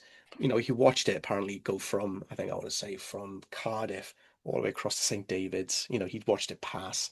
Obviously, Mm, King Arthur, when King Arthur died, he got, came up through Ogmore, Ogmore by sea, up the river, plonked in this cave. They created a burial, and it was apparently, so my father wasn't talking rubbish when he was telling me that. Well, mm, allegedly, so my idea now is, unless somebody beats me to this who listens to this podcast, is to go there and do a bit of first of all, a very unique then and now, but mm. also do a little bit of just talking about the history of King Arthur in this particular cave. But it's just getting down and doing it as well. It's easy, but it's just finding the time with work, etc. But it's fascinating what is on our doorstep. Certainly as Welsh people, I think there's a lot of history, and even in North Wales, there's an incredible amount of history. Abraham Lincoln, has descendants in North Wales as well. Not Yeah, too I far heard from that. you. But so our local mountain's got masts on it, which I imagine are like telegraph masts or whatever, telephone masts. Anyway, my dad used to tell me that was an underground submarine station. I believed him for years. So I don't think I'm going to be able to find any corroborating evidence Yeah. on that one. But no, mate, Actually, you might be it is right there. amazing. I You mean, might be right. You yeah. might be. No, Have you seen? I ain't Have you right, seen mate. that? Have you seen that? Have you seen that But television series on ITV about? have you been watching Alex Jones Infowars again? No, no, no, no. Honestly, There's no underground also look submarine at station ITVX, up here. Hidden Wales or Vintage Wales. Or what's it No. called? And she goes to all these, like, and there's something in North Wales with these masts, which was communication for submarines. I'm telling you right now. Oh, I was digging up. I'm not saying it might not be communications, but there's no bloody U-boat pens up there. I'll tell you No, no, that. no. But I think it was more communication for Yeah. subs, though. It was. Yeah. All right. But Well, yeah, I'll check him on that. I think he was taking the piss because I told him about this recently and he laughed. but you'd probably Um, love it as well, by the way. yeah. But yeah, our mate Josh has been going around looking at a lot of the stuff in Mm, North Wales, isn't he? Shout out to yeah, Josh. So. But yeah, I said, man, I think it's one of the things about being British. We have that embarrassment of riches when it comes to, yeah. no offense to Americans listening, but No, it just we do. You could just, it's like London, mate. You throw a stick and find something that's you could write a book about, and yeah, I think it's the same with a lot. And it's one of the things that's like I said, I think like there's a local historian here. I forget his name. I do apologize, but I came across a book of his. I wasn't able to find an actual copy, but he'd done a lot of research into the war dead of the local village here. It was quite a big village, big mining village. Rwslanech. That's not me clearing my throat. That's the name of the village for non-Welsh. And he'd found out, he'd gone in the archives and got all the clippings from the First World War from like the local, because it was back in the days when a village, because it's a big village, had its own newspaper and stuff. And like I said, I think we owe people like that a lot, big debt, mate. mm, Because again, it kind of comes back to what we're saying, like that stuff's not on the internet, but someone no, spent the time to go to an archive, dig that out, photocopy it, put it into a book, get it out there. It's fantastic. yeah. And I think we need people like yourself to keep that going as well. I'm not spending all day photocopying, mate. I'll no, just tell you right now, mate. That's why I take my hat off to him. I have not no, got the you're right patience though. for a It's photocopier. are you a member of any historical societies up north? No, mate, I'm not. Not because I have anything against it. It's just never even thought about it, to be honest. Mm, Like, I mean, I think in terms of society, I mean, I could definitely I'm just kind of thinking this thought through as I go, but I feel like what we have online now mm, is a almost like that, because that's an idea of a lot of these things, right? Is you bring people together, you sit in a room, you exchange ideas, you exchange sources, you exchange information and everything. And I feel like we're very lucky with that. That's what we have, the internet. That's how I got to know you. That's how I got to know Josh. That's how I got to know a lot of yeah, my friends. And there's, the algorithm, as much as it shows me loads of cats, it also brings me up. I thought, I was yeah. connected with a guy the other day on Facebook yesterday or day before, who runs a page about the 1st Battalion King's Own Scottish Borderers. All right, great. And now we're connected, had a chat. Great. Let me know how I can help. And, likewise, let me know how I can help. And so I feel like we have Mm, this like, what is it? I think this might have been Josh again who asked me kind of this way. He's like, where did your Second World War affliction come from? And I feel like that's it. A lot of us mm, are lucky to be afflicted with this obsession with Second World War, and then maybe some people, maybe it's just the Second World War, mate. Some people might be fascinated with a particular campaign or whatever, but we all have that overlapping interest, and it's great. And I think people want to help each other blossom that. But no, I'm not a member of any historical society. Now I feel like I've been excluded from you a club, should. and I want to be in it. I mean, I think I have. I think I'm Glamorgan, but I think my memberships. I need to renew my membership. Mhm. Because I was looking into again Welsh history, Mhm. and its association with American history, because obviously Mhm. we had such a huge impact over there, and even this is, I think, in Cowbridge, which is the village next door from where I grew up. There's a Oh, is it? metamorphosis. Yeah, Yeah. you were there on the weekend? Was that where your wedding was? Yeah, that's why I was staying in Cowbridge, mate. Yeah, No way. mental. Yeah, There's a Medal of Honor recipient who's from there. That's where really. Anthony Hopkins went to grammar school as well, by the way. Wow. And that's A where they've medal, a marched Medal him. of Honor A recipient. Medal of So Honor recipient, from Bates, Cowbridge. Wow. Wyndham Bates. He's buried in Wow. Ohio because my friend Chris, Chris Murray, shout out to Chris, vlogging through history. He's aware of the grave. He knows who. When I was talking to him about it, Mm, he was very much aware of this person. And then there's another one in Cardiff. I actually, through Ancestry.com, was able to find his actual address. I think it's now a shopping centre, by the way. I think it's like St. David's Shopping Centre. But there's one from Cardiff. There's another one, again, because of the name Jones, I think it's Jones or mm, Davis. It's such a common name. Very, very hard to pin down where they are. mm, Spears' first wife was, Ronald Spears was Welsh. She's mm, from Breconshire. But there's a mm. lot. Yeah, there's quite a few. I think I want to say there's at least 12 Medal of Honor recipients from Wales. I think Well, that's certainly because so obviously do you mean, and when you say that, you're like, as in born in like Wales, they were born in Wales, born in Wales. mate. Wow, that's blown my mind.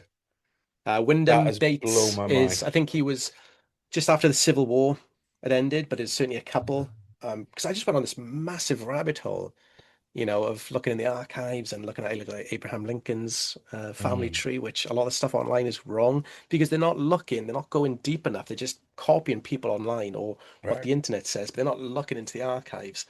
What's out there. I think I just went on this really, I think, hyper focused on this and just literally planning it, like I had this massive, bit of paper. I was just like, right, this is yeah. So Bala is I can't even pronounce the name. I can't even that's where one set of parent, I think that's where the husband was um the wife, Sarah Morris is her name. She was I was there. I went to the village last year, but I think I couldn't find the grave of her father.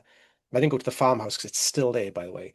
Whoa. I think it was just very last minute. It was all very last minute. I just ended up in the village and I didn't plan it properly because it's such an unexpected, I'm trying to think, that gorgeous place in North Wales that everyone goes to. I was gonna say we It's like, got oh God, it's all go just up here, I mate. know. Oh, I can't remember the scope of death. I mean, it's escaping now, but obviously, Bala. And obviously, they emigrated to Pennsylvania. They weirdly met for the first time in Mm. Pennsylvania, You'll which was have to give a footnote at the end of the podcast with it and I know, tag it yeah, on I'll at the have to end. know. Like you'll have Yeah. to like pause. I tell you what, do you want to hit pause? Do you want to find it while Yep. I got the loo? I got it I'll quickly. go Yeah. take a quick piss. All right. I have to. It's like 2 seconds.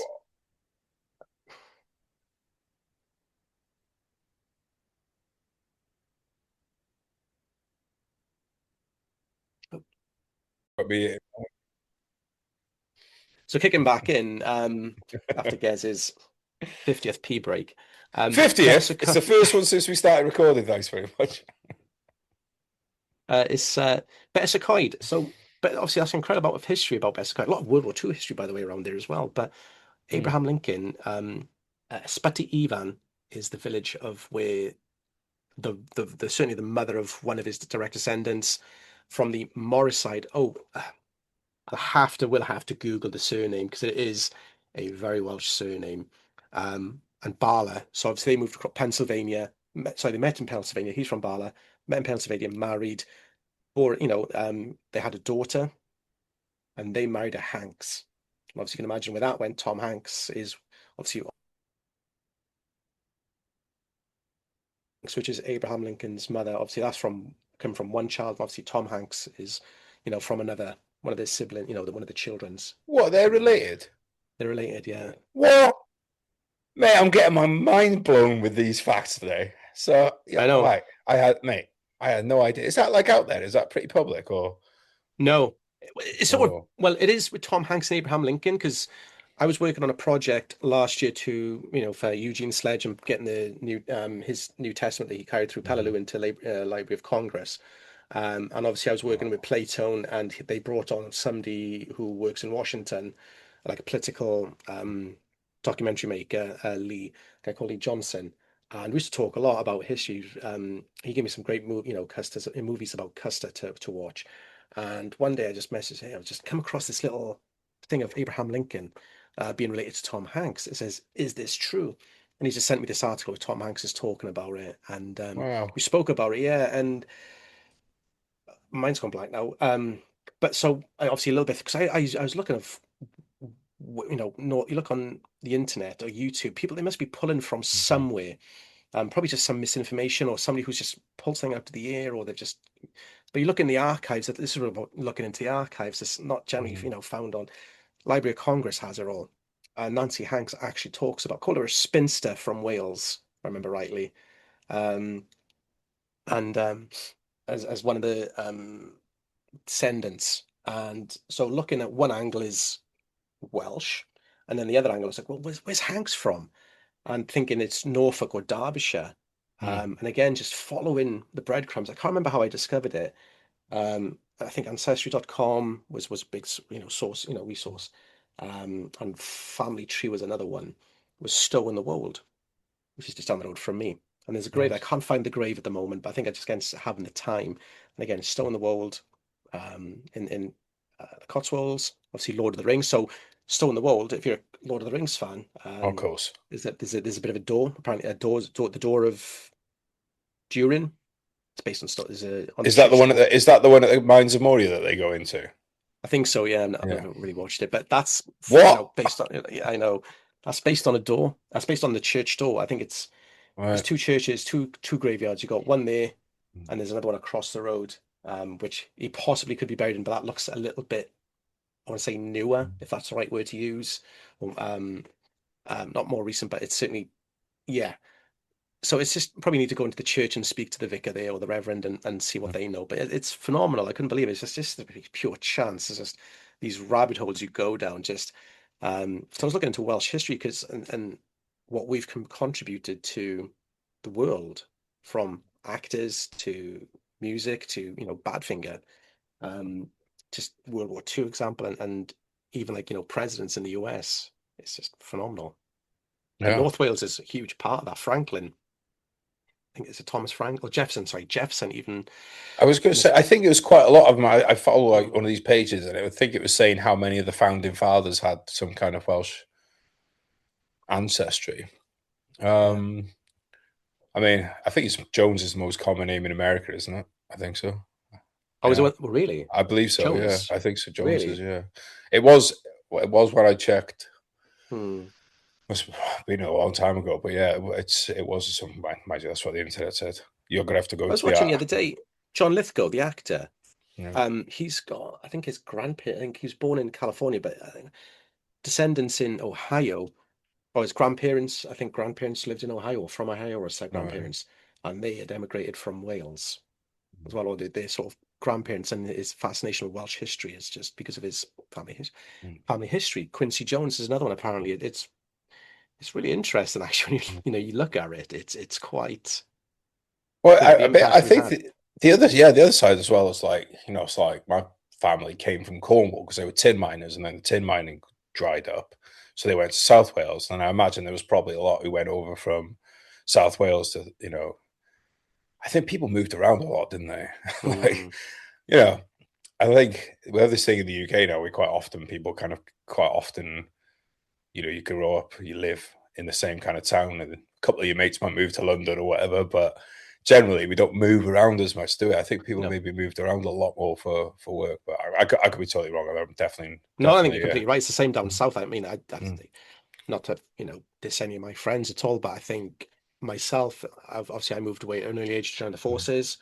A friend of mine moved to London with work. A lot of them. I right, mean, my brother lives in the same town. He grew up and mhm. literally a few streets away from where we grew up. Um, and some have moved on to the next village or the next town, which is only a few miles away. But I don't know. It's just something about being, I suppose, close to home. It must. I don't Yeah, know. It's and like. you know what, mate? Like, I always pictured myself living somewhere else and stuff, and I've been Mm, lockdown kind of brought me back here, because I was traveling a lot and things. And now I'm kind of getting to the point where, I do really love it. Like I do really love it because I think mm, when you're younger, you see the flaws and you don't like the flaws. mm, And I think as you get older, you kind of embrace the flaws, which maybe to get deep and philosophical here is a bit like being a person, right? As you get older, you just kind of embrace your flaws a bit more, and yeah. and also it's fucking gorgeous. And the other thing to bring it back to what you're saying is the history. You begin to Mm, learn, like when you're young, you think, "Oh, I've seen everything here," and then start to get older, you're like, oh, I actually don't even know anything beneath the surface of what this place is and what this place was. Um, I think you're in a beautiful part and of Wales. oh, I definitely, don't know why. I think it was certainly as I was younger, North Wales was not seen as the enemy, but seen as, yeah, it was. you can't. Be honest. I don't. I don't like. You walk into a shop or something, and if they hear, they'll start speaking Welsh Yeah, around good. you, and like I know what you're saying, by the way. Um, Yeah. and so I always, I don't let my wife, talk while if we go into a shop up there. Um, but I was like, let me listen, see if they're talking shit about us. But I don't know. I remember the first time I went to North Wales went for adventure training when I was in what we Mm, call trade training in the RAF, and I was just blown away by it. I was just like, wow, this mm, is stunning. Why have I never been here before? And we went to Fairborn, which is the far side. Um, and I didn't go to North Wales then for, I want to say, 5 years. Went back to Fairborn when I was going through military police training. Um, and I was like, this is amazing. I was like, this is incredible. And I went to Lake Vyrnwy.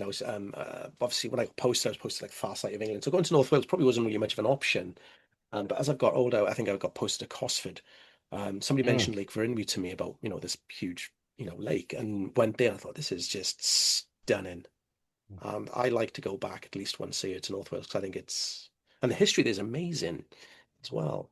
mm. And I'm starting to learn more about the World War II history up in North Wales. You mentioned the commandos where you were. They went obviously, going through that pre-selection. I mean, the Dutch commandos did some training around Porthmadog as well.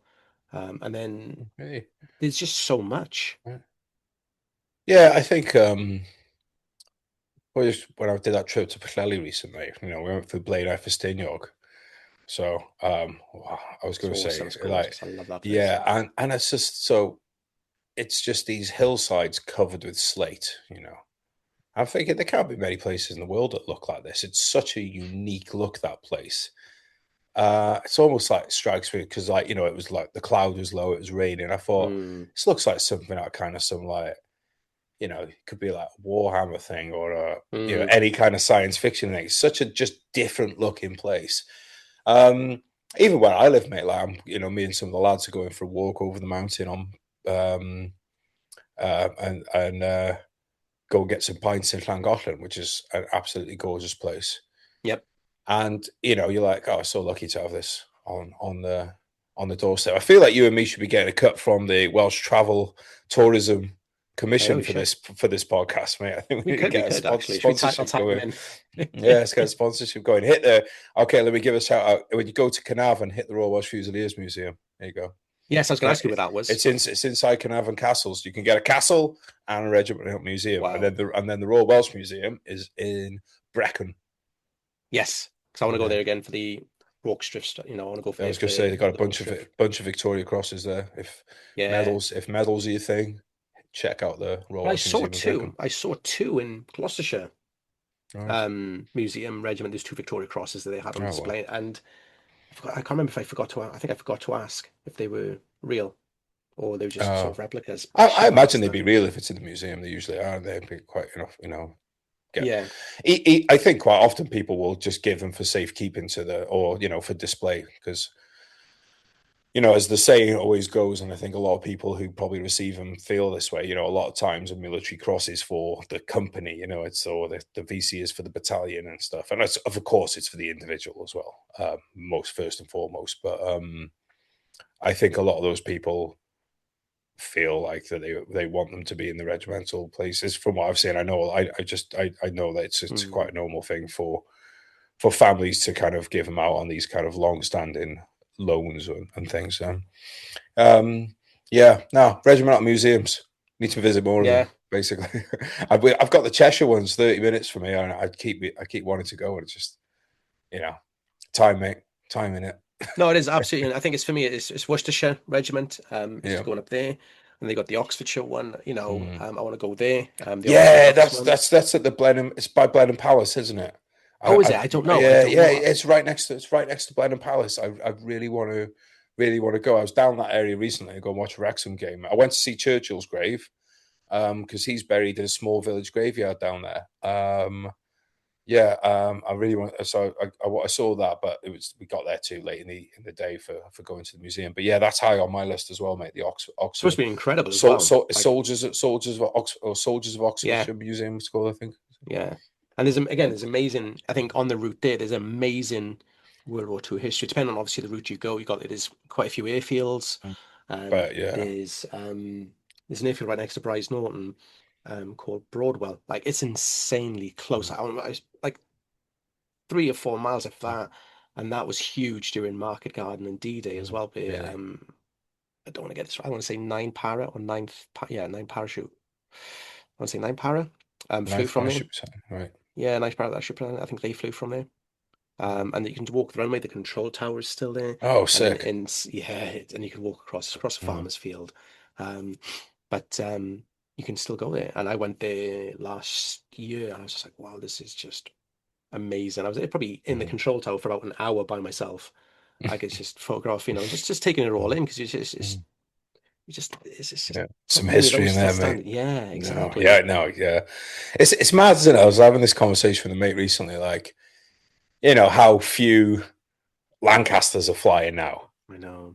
Yeah, and I was like, and like after the war, you could just like buy a Spitfire for pretty cheap. Well, not pretty cheap, but I mean cheap compared to what they are now. Like, and it's almost mad. But I guess when that's been, because I mean, I can. This is going to sound like a terrible comparison, but when we were at the end of our tour in Afghanistan, I threw loads of my stuff in the burn pit because I'm like, who cares? And then I was 10 going to years ask you this question. yeah, it's 10 years later, I'm like, what was I doing? But it's so normal to you. So I think as a nation, there's probably the same thing Mm, happens. You're like, well, yeah, we've had Lancasters flying around here for you, like whatever, scrap them, let's put them to use. And then 80 years later, you're like, oh, we could have just kept like 20, mm. so I So mean, have you kept much of your kit from your tours? oh, yes, I did I kept a lot, but a lot of it is stuff. A lot of the kit I have from the military is kit that I wasn't kind of using on patrols and stuff. Because, like, when you're in a patrol base, so you're living out your bag. So you're kind of like, well, how can I make my load a bit lighter for going home? And, like, one of the things that I'm really gutted I threw away was my gloves because I wore those on all 3 tours. I'm Hmm. like, something like that now. I'm like, sometimes I think about going back out there and excavating that bird pit, trying to dig them up. I can tell you exactly where they're buried. Yeah. Um, but I've got a few bits and pieces which might not look like much to people. Like there's a couple of obvious ones which are like your maps and stuff. But then I've got my helmets, which you're not supposed to I leave with forgot your mine. helmets. So I would like to thank the RAF regiment for me having my helmets. Or not the RAF regiment, the RAF, because when we'd go to Bastion Hmm. or the bigger camps, there's these phone cabins that people use. And the RAF personnel would be very, very considerate, and they would leave their helmets and body armors outside of Oh no. the phone cabins. I think I came back home with at least half a dozen helmets. No. Yeah, because like when you give your kit in, you've just got to give in a helmet. Yeah, So yeah, yeah. I've got all the helmets that I used on operations. You can still see that dust in them and stuff. I've still Wow. got those. I've got my paintbrush and pokey stick, which I used for uncovering IEDs. Not that I uncovered Wow. loads, but I did use them on IEDs. Um, because to be honest, I use my paintbrush a lot. Like my paintbrush, I used a lot more than my my weapon. You use your paintbrush every day. Because that you're going along with your metal Mm. detector, you get a metal reading, and then you get the paintbrush out. Um, so I got those, and then my prize possession is a 107mm Chinese rocket, which came through my Corrie mech. So a Corrie mech is basically like for people, it's almost like a shipping container that's made into Mhm. like a living unit. We were only in them for the first few months, and then they decided they were too good for us and kicked us out and moved some officers in. But I was basically the way it worked was we had enough people. You have to go out with a certain number of people on patrol, and we had like this one over. So every 13, 14 patrols, you'd get the patrol off.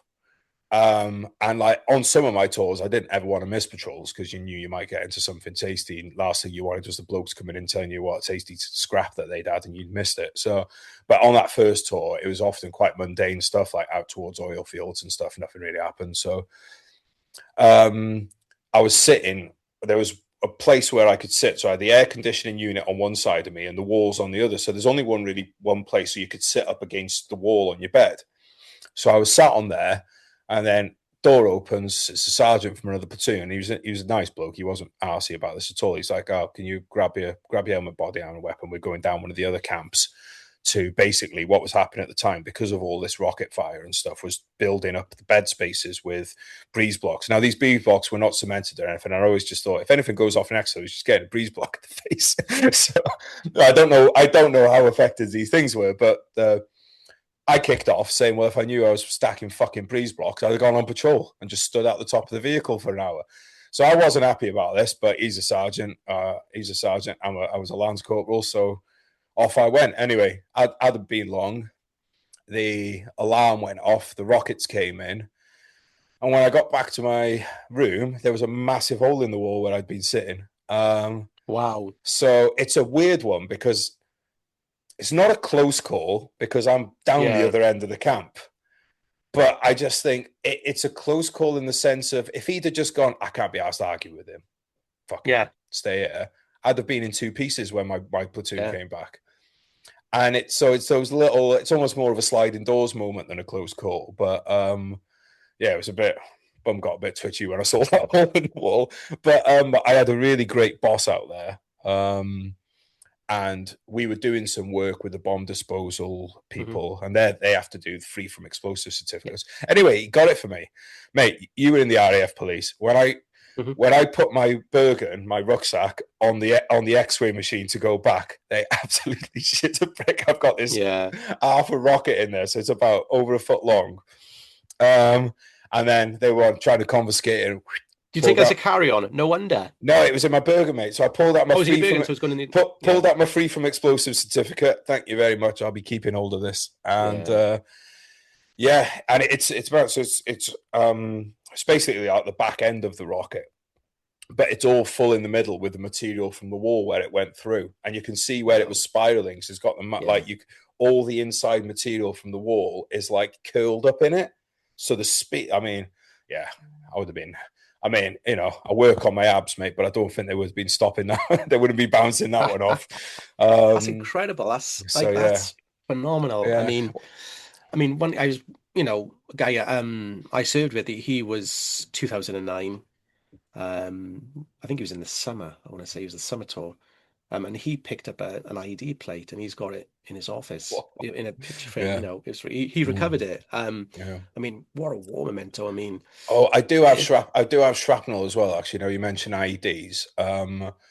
My rucksack, my Bergen, was clipped onto the side of the cage, the bar armor on the Warrior when we hit an IED. So when I got my Bergen off, the Bergen was like torn apart with the Bergen cover on. So I've still got the Bergen cover, which is all torn apart, and then I've got this piece of shrapnel, the metal, so it would have been part of the IED rather than stones or whatever. It had melted my spare socks and pants together. So I had it. I'd kept it all as one. I'd kept the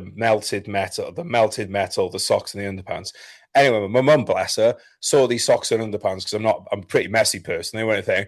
Pulled them apart, washed the underpants, washed the sock, and she'd set the piece of metal aside. So I still have them all. I've still got all these bits because like some of the socks have been melted together with this thing, but others just had holes through them. So I had holes mm, through the socks for a while. But again, so I've got that bit of, and it's. I always think I should label these things because if anyone was looking, it just looks like a piece of scrap metal. But I mean, yeah. that came out my Bergen, so yeah.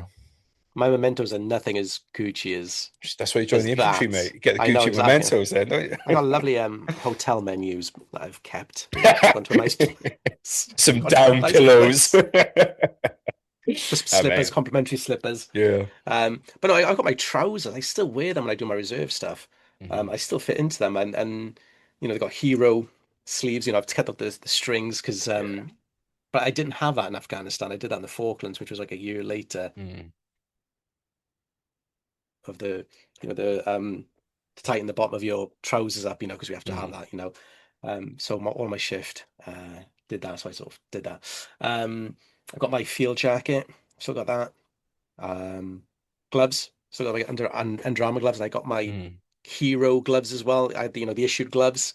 I use them for the gym, but I use them now and again. I cut the fingertips off, and I think there's a photo of me on Facebook with me wearing them, doing a little bit of a pose in front of a vehicle, with my hero gloves. Um,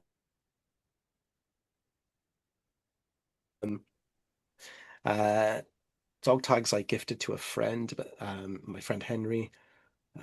I've still got some bits, but it's more kit though. Yeah. Nothing like what you have. I had a couple of maps. I gave two away, and I've kept one, obviously, which one you've signed. But I had two other ones because I worked in the incel, a shortcut, and I needed to know where all the kit was I was managing. And I thought, oh, what am I getting some maps? And I went to the Mm. geo cell, the engineers, and they gave me a pile of them. And I used some, and I do regret giving the two I gave away. I do Mm. regret giving them away. That is, like, I think I'd be too cheeky to ask them back. Mm. Hey, remember those maps I gave you? Do you want anything Oh, with those? Anything? mm. Give them back. If no, Well, I can't do that. although I tell you what, like now we're thinking about this, it's never even dawned on me before, but now we're talking about this. I'm now also kicking myself. Why didn't I just at some point just pick up a handful of brass and link? Hmm. Because I had a GPMG, which is like for Americans listening, it's like the 7.62 millimeter Hmm. machine gun, and just bring home a few cases of those. You just don't think about it at the time because No, it's you don't. normal. I like the thing is, this is like and I wasn't abnormal in this. A lot of the lads had done a lot more, but it was you doing that. You were just doing those tours all the time. It's just normal at the time, right? Um, and just like, but now I think, yeah, God, why did I just pick up like Hmm. 5 or 6 empty cases and just go, oh yeah, I fired these, I fired these. Yeah. I Yeah. think the Oh one well, thing, I there don't you know if go. you had them when you were there, but obviously one thing I was using it was on display, a Zippo lighter. I remember the ISAF. Mm, So from we call it the Jingly, mm, Bastion. I think I was back there briefly, either on R&R or even towards the end of my tour. Picked up a Zippo lighter which had ISAF, had the ISAF badge on it, like $5. Took it home, never used it, never absolutely used. Kept in this little glass cabinet or in a shoebox somewhere. Um, and then we went to Belgium on a battlefield tour, and I thought, I'll take that with me. And I had my pocket, and it fell out. And I didn't notice it fell out, but I'd left. I was mm. like, where's my Zippo? I'll never get one of those again. I don't. I think I've seen one on eBay for No. about 50 quid. Oh, you looked at you. Yeah. I have It's looked, not the yeah. same.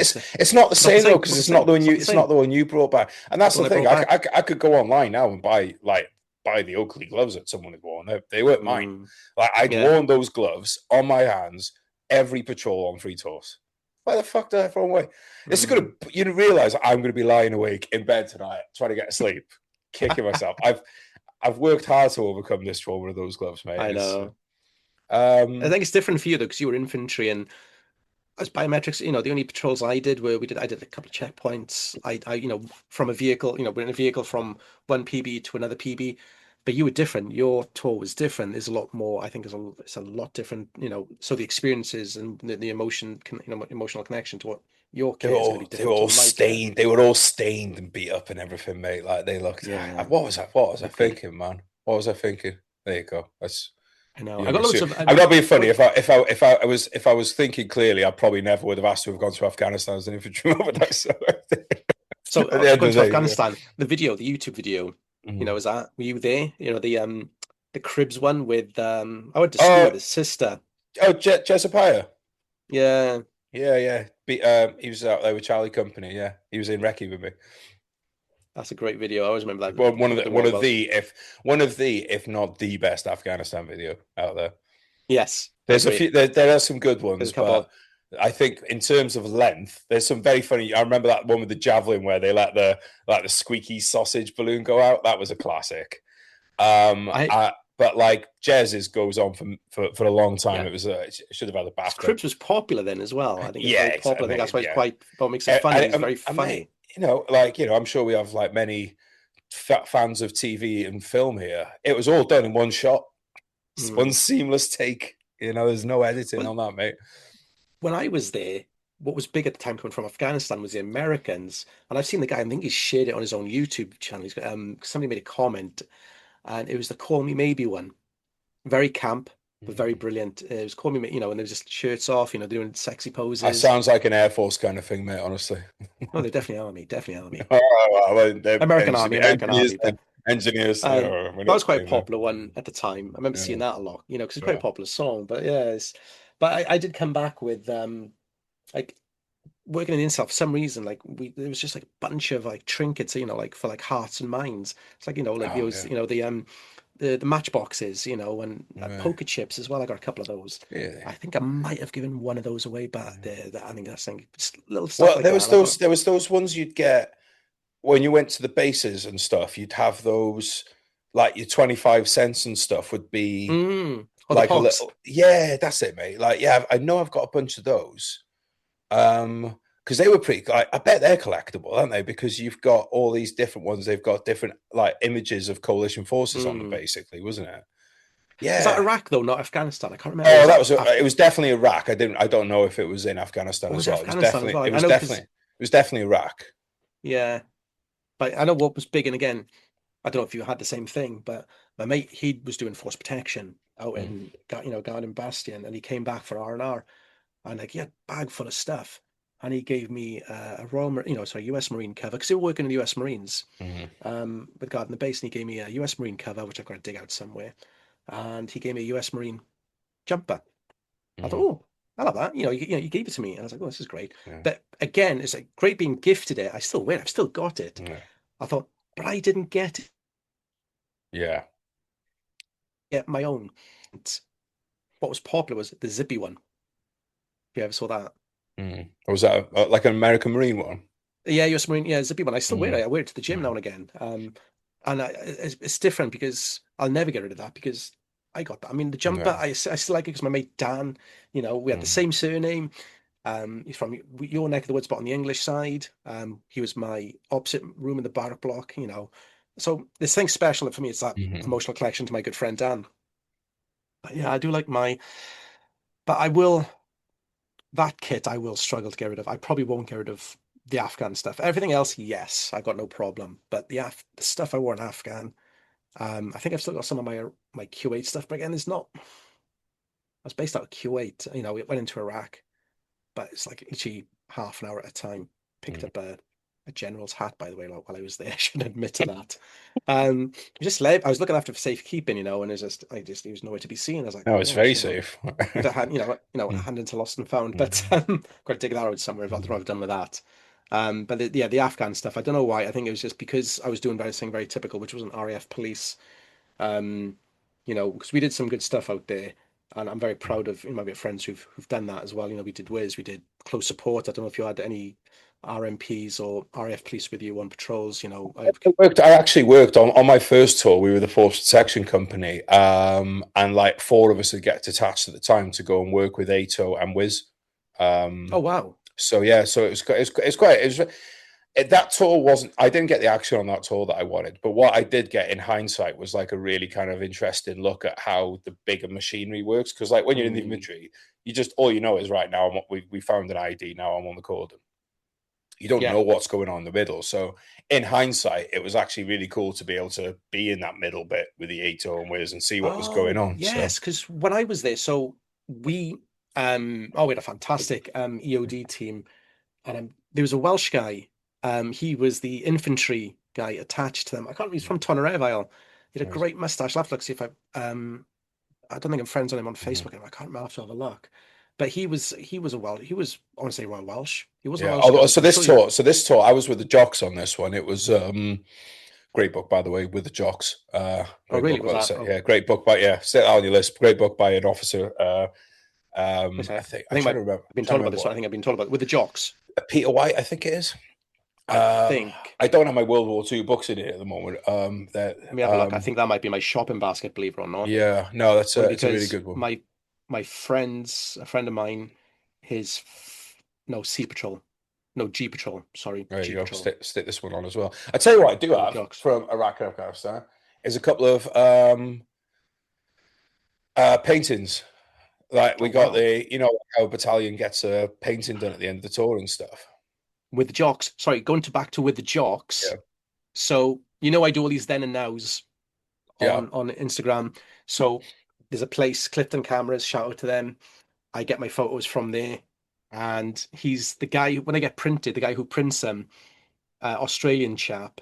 he starts asking me questions about them, and he knows his stuff Mm. as well. And one of the last times I went there, we were chatting for about 5-10 minutes about World War II, and he mentioned this book with the Ah, jocks. brilliant. So yeah, It's good. sorry, It's a mate. big one too. Yeah, no, mate, Yeah. it's a great memoir. Again, it was one of those books that I kind of came across quite late in the day with Voice of Victory. I think I managed to get a couple of quotes from him in there. He had some pretty interesting ones about the problems of stopping blokes drinking.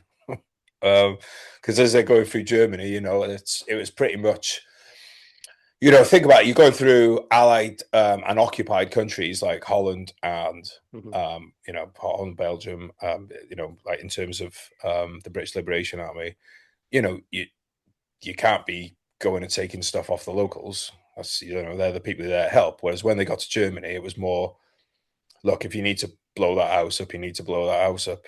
If Hmm. if if you want to go in that house and take yourself, like there's stories about this one lad. He was like in one of the recce formations, and they were in a Bren carrier, and he just said, I was forever just throwing stuff off the back of the truck, as I say, our sergeant. Every time we came across a new town or village, he'd pile all this loot up on the back of the Bren carrier, and then when he wasn't looking, I'd just be chucking it. I'd be chucking it off the back. But yeah, there was a lot. I think that's one of the things as well, is like in terms of like what did we bring back on tours and souvenirs. I Hmm. went to visit a veteran recently, Jack. He'd been in Italy and Africa, and I went to visit him. And a lot of his memorabilia, he's got German watches, German bayonets, that stuff. Well, that's not really something that there's nothing really to take off an Iraqi. Or I do actually have Hmm. an Iraqi chess rig from the Gulf, not from the Gulf War, from Telic One. But again, it's not something that I took. It's something that a friend gave me. So, Yeah. um, Telic One, I think lads were kind of picking up a lot of souvenirs off the enemy. Whereas, like, when you're fighting an insurgency, it's not really. I mean, a lot of the times you don't even see the buggers. You're not really. You're just certainly not. It would not go like if you go and do an arrest operation and you pick someone up. It's just it would not be. I don't think it would be really tolerated for you to go in their house and start helping Yeah, of yourself to course. souvenirs. Because you Are they lot just gonna? you lot in the military police would arrest us. But You're right, yeah, though. I it's think just that just not those kind different of. is It's just different. not that kind of Yeah, different. deployment. Yeah, yeah. If anything, you're going to turn them even worse against you as well. It's already bad enough as it Oh is. yeah, yeah, exactly. By You robbing got them, where and that's going to be, yeah, mate. These aren't doing people. things like that. These aren't people with a lot of possessions either. Yeah, Everything's probably valuable to them, and yeah, I just don't think it was. I can't even remember there ever being a conversation about it. I just think everybody just knew you don't do it, and that was it. yeah. But yeah, I mean, it's pretty cool seeing this veterans thing of he just had this big box full of watches. Fucking had loads, these German watches and yeah, Amazing. stuff. Yeah, I think fantastic, some of mate. the stuff that came back is just phenomenal. I mean, there's a place in I hope it says Leominster, Mhm. Warren Sons, and I don't know if you've ever been there. There's a TV show on one of the UK channels. Because I went there, I had to pick up something for Bobby Schofield, who's on a Sicily tour. Mhm. Um, and I was picking up something for him before I took up to Liverpool because I was working in Liverpool as well, and he didn't want to ship because he was just so nervous. And the chances were I was working in Liverpool, and so I just went via there, and I picked up a commando dagger from there, which belonged to a veteran. Had a whole, they gave me the whole story, the whole providence of what goes with it, who he was, where he got it from, blah blah blah. And I was chatting to the guy, and again, this is how small a world is. The woman who worked, one of the team, she knew Bobby. She knew Bobby Schofield, which was mind blowing. Well, she knew his sister, which was insane. But yeah, Mhm. so that started a whole conversation. And then, do you want to go downstairs? I was like, what's downstairs? Well, oh, it's a whole raft. This is why I picked up the commando dagger because I was like, oh wow, Mhm. this got to buy something from you. And my God, like, but it's all from stuff that people have brought back from, Mhm. high-ranking Nazis to all sorts. It was just highly recommend going, like even just Mhm. to look. I mean, you'll probably walk away with something, but my Oh God, yeah. alive, it's just Yeah, I don't possess phenomenal. that skill of walking away without items, mate. You mentioned the commando dagger there. There's a story. One of the ones with one of the guys that I'd followed in D-Day and Voices of Victory, and he was saying that they picked up all these German weapons and stuff, and they were coming back on the ship. They basically got told when they're on the ship coming back across the channel, right? Um, none of these weapons are allowed. If you've got one, you're gonna, because they'd already kind of been told you can't do it, and they kind of stashed them away in their kit and stuff. Because what they do is they were going across, they'd have their blanket rolls would be on the back of a truck, and every Hmm. time you stopped, you get your blanket rolls out of your somewhere for a few days, and then before you moved off again, you'd leave all your loot in your blanket roll. And sometimes it'd get looted by the rear echelon troops, and sometimes Yeah. it wouldn't. But then coming back, they've got all these German weapons anyway. So they get told, look, you're going to get a thorough search when you get on the other side. If you've got weapons on you, you're going to get court-martialed. And he said the amount of weaponry going over the side of the ship was unreal. He said Wow. if he was like, if you were to dredge the English Channel, he said the amount of German weapons you bring up would just be phenomenal. But yeah, I mean, I remember hearing stories about blokes bringing stuff back from Gulf War One in their tanks.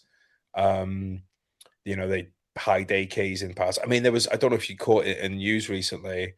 There was a bloke he bought like some vehicle that had been used in the Gulf War, I think.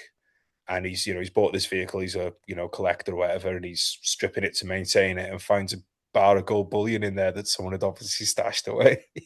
Oh my God. I mean, can Wow. you imagine like that squaddy is probably seeing that news story going, because he'd probably gone, all right, I'll get it when I get back. And he's, for whatever the reason, that vehicle's Forgot. been sent to a different place or whatever. And he was probably thinking he was quids in, especially the price of gold now. Yeah. Oof.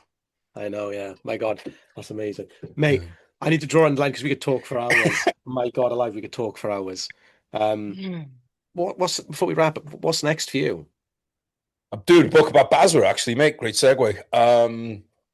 I'd love to be able to do at some point. Hopefully, I'll be able to cover all parts of it. But the bit I'm picking on specifically is the Telic 9 and 10, which is essentially really the last kind of year or so that we were in Basra before, because we remained in Iraq after that. But once We we did, were yeah. out of Basra at that point, and the reason I want Was to that tell around that 2009? Is that 2009? no, it was earlier, mate. It was back end of, so like November 2006. So the period I'm doing is about November 2006 to September 2007.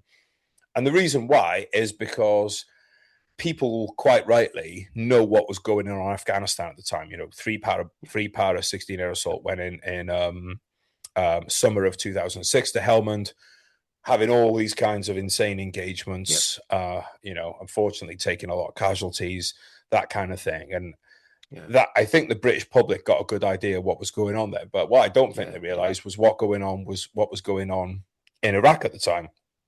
As Iraq was kind of sold as this, it's a peacekeeping mission. We're training the Iraqi troops we're going to hand over. The reality of the situation is you couldn't go into the city without having armored vehicles, main battle tanks, Apaches overhead. There was unfortunately like a large percentage of the deaths in Iraq occurred during that period. Hundreds of casualties, like non-fatal casualties, many with life-changing injuries, loss of limbs, blinded, etc. And I've been interviewing people for it because, again, I essentially what I want to do is do it the same as the two World War II books. I want as much of it to be told in the words of the people who were there. And one of the questions I've been asking them is, right, if you had a spectrum, you got peacekeeping on one end and war on the other Hmm. end, where do you put those tours? And everyone so far has come back and said war. What's been really interesting is some of the guys, they were on the Iraq invasion, and they were said, I've saw far more action on the quote unquote peacekeeping Telic 10 tour than I saw on Telic 1. I mean, that's their words, Wow. not mine. Wow. So that's what I'm doing. That's the one. I'm really enjoying it, getting to interview a lot of great people with It's getting fascinating documented early on stories. because it's probably still quite fresh as well. Well, Um, that's it, mate. I mean, I think like Imperial War Museums, National War Museums, what they have built for us with their interviews are national treasures. Like what mhm. they've got in their archives is far more invaluable as what's held in the Tower of London, in my opinion. And it's incredible we got that. We're in a really lucky position now where the ethos around the ethos around talking about things has changed. So you haven't got to wait to that. Now you can talk to people younger because people are more willing to speak. There's other things around it, but I think the age Well, that a you're lot, talking to a lot of them as well on your podcast, yeah, which I think is exactly, mate. nice. But mate, a lot of them are my fucking mates, like, Mm. um, and if they're not my mates, they're mates, British Army mates. Tiny, you could throw a net over it. Yeah. Unless you're listening from China, in which case we are very strong and have mighty legions. Don't come here. But it's just one of those ones where I think we're at a great age now for it, where you still remember quite a bit, but you've also had 20 years to reflect. So, like a lot of people will say, like, look, I didn't really think about much of it at the time. It was my job. I was 18. It was just, but it's like now I look back on it. So I think this kind of like this age that a lot of the veterans are at now is a really kind of good one to get interviews in. And the thing is, nothing stopping you interviewing them again when they're 50, 60, 70, Yeah. 80. But as soon as you get it, like this kind of period that we're in now is great. And it's essentially, mate, I look at it the same as the Germany campaign book, Voices of Victory. There's an area here that isn't as known by the British public as it should be. And I'm not going to fucking totally change that, but it's all about moving the needle, in it. Can I move the needle a little bit? Yeah. And if that's the case, then great. And it's an honor to do that, mate, as well. And it feels different to doing the World War II ones because this is my peer group essentially. So whereas the World War II one, they're like they are almost like gods to us, let's be honest. The way that we've been raised, the way that we feel. The World War II generation are like gods. The peer group is different because of your friends, but like some of the stories from these different regiments and some of the stories from my own regiment, things that you hear, it's an incredible privilege. It does feel different because it's not the World War II generation who we all have on a pedestal for obvious reasons. But yeah, it's good, mate. I'm proud of the project, and I do find when they become, so you talk about peer group, when they become veterans, that there's a different mindset as well. I took my map to my, to Bryce Norton when I was doing my RF, my annual camp recently, and guy I was working with, he was on 2009 doing close support. He was on Panther's Claw 2, and he felt really, obviously got the map, you've signed it, and veterans are really happy to sign it, by the way. But like, he was really weird about. He didn't sign it because he felt, maybe it's because he's still serving. Yeah. He just felt. I got another chap to sign who did Wiz, Jace, and actually my warrant officer, my reserve squad, he signed. He was really happy to sign. Actually, I think he was the second signer, but actually he was really happy to sign it. But this guy Nathan, he felt really weird about signing it. I think he just felt, you know, I'm no one. It's like, yeah, but no, you're someone. And you're Right. someone who served. Yeah. But he didn't, I don't think he sees it yet, maybe. I don't know. I think it's very different. But people who've left and now looking back and having that reflection, like, yeah, I'll sign that. Yeah, absolutely I will. And I think it's a different mindset when you leave as well. Maybe at the time you just, Yeah. unless you're a para or a marine who can't stop Yeah. talking about being a para or marine, but certainly, and I think I love the fact as well, Aces High Gallery, and now they do, I missed the first Afghanistan event they did. I was, and I hope they do more. And I think they will, but they've done, the prints, you mentioned prints. I mean, they do, the one, again, the one I got you to sign. And Oh yeah, it's I a think great one. Yeah. it's a goal. Have you Yeah. got that one as well, haven't you? No, I've got a couple of his pieces. I forget his name, but I do Is it apologize. Richard Taylor? Richard, No. Richard Taylor. Rob. It's Richard or Robert. But yeah, he's fantastic. I've got looking at him now. I've got a Pegasus Bridge one, and I've got an Operation Millennium one, which was 1,000 bomber raid over. Oh God, forget the name of the city now. My bad. Wow. But yeah, I have a couple of his. I think he's fantastic. I did try and No, get. he's great. And Yeah, he put one up recently that I tried to snaffle, but someone that already had it that he'd just done. But like, yeah, I mean, he's someone like, mate, if I had the money, I'd be like buying every bit I that he know. does. And there's a couple. I mean, I've got one, the Chinook one. There's a Chinook one, which that I want to get him to sign it. He's still serving, so it's just a matter of going across to where he is. But then obviously got the three para one, which is, I'm just looking at it obviously on Instagram, because he follows us. It's a great idea, mate, and I'm going to nick it off you. Like, I'm hoping to do a book Please, launch when the book launch comes out for the Basel book. It'll be September 2027. I'm hoping to stage something and have invite everyone who's involved in the book. And I definitely think I'm going to have to steal your idea of bringing down some maps and things, and maybe you could raise like I'd want one for myself. Don't get me wrong, but I think maybe those are the kind of things that you can like. Mate, I was I was looking for a map of Germany, like an aircrew map, because my granddad, who's over my shoulder here, he was which way am I going? He was bomber command, and sorry, cat, give me a minute, and I was looking for a map that I could, because I want to make a frame with some of his stuff in. and there was a signed map on there. It was a map. It was the exact map I wanted. It was signed by a bunch of Bomber Command veterans, including I think there was two VCs on there, and Wow. I think it was like 12 grand or something. I thought, you know what? If I had that money, I fucking out it. Like, it's not like there's no part of me it goes that's too expensive. I'm like, yeah, it's Yeah. signed by all those people. It's signed by all those people. It's signed by all those people, and I'm like, if I had a few hundred grand sitting in the bank, yeah, definitely I'd be going up on the wall. Fantastic. But there's something. It's like anything in life, right? It's what value you place on stuff. Like I'm not too asked about cars and things, but some Yeah. people will see a certain car and they'll go weak at the knees, and fair one, that's their prerogative. But I think it's knowing that those men, especially when you think, God, those blokes would have been in the room together at the same time around this Mm, thing, or they knew each other. And I just, mate, it's great, isn't it? I think I'm it gonna have to is. go online and buy some stuff after this conversation, But mate. I honestly, feel look at the auction. itch. Look at auctions sites. If Oh, like mate. I bought quite a few maps from World War II maps from auction Mm, sites, and one came but one purchase came through, yeah.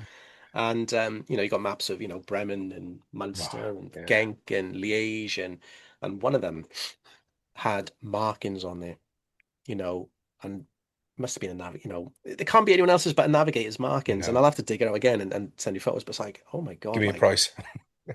oh, I didn't pay that much for it, but it's just like, Mm, it's just like little annotations, just something, little bits. And I'm like, oh my God, this is that's it, mate. incredible. That's it. But it's not expensive. So I'd say look at auction sites as well, the military ones.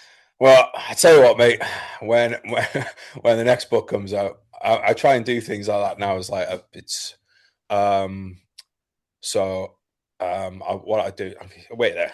Okay, well, this isn't going to be very well produced, but bear with it. It's going to be worth it. Wait there, look. So right. So I recently got this one back, right? So I'm going to try and get this into frame. So you see, Oh we got the wow. logos and stuff on there.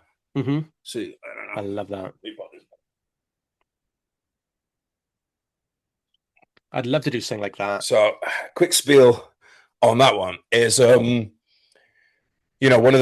of the stories that like really kind of hit me hard about this Battle of Germany campaign in Germany book was that everybody knows about D Company 2 Oxen Bucks who landed at Pegasus Bridge, but not many people know that they also took part in the Rhine crossing, and essentially half the battalion became casualties on the Rhine crossing, including more than 100 deaths, which is cool. And including there's quite a lot of Pegasus Bridge veterans killed and wounded on that operation.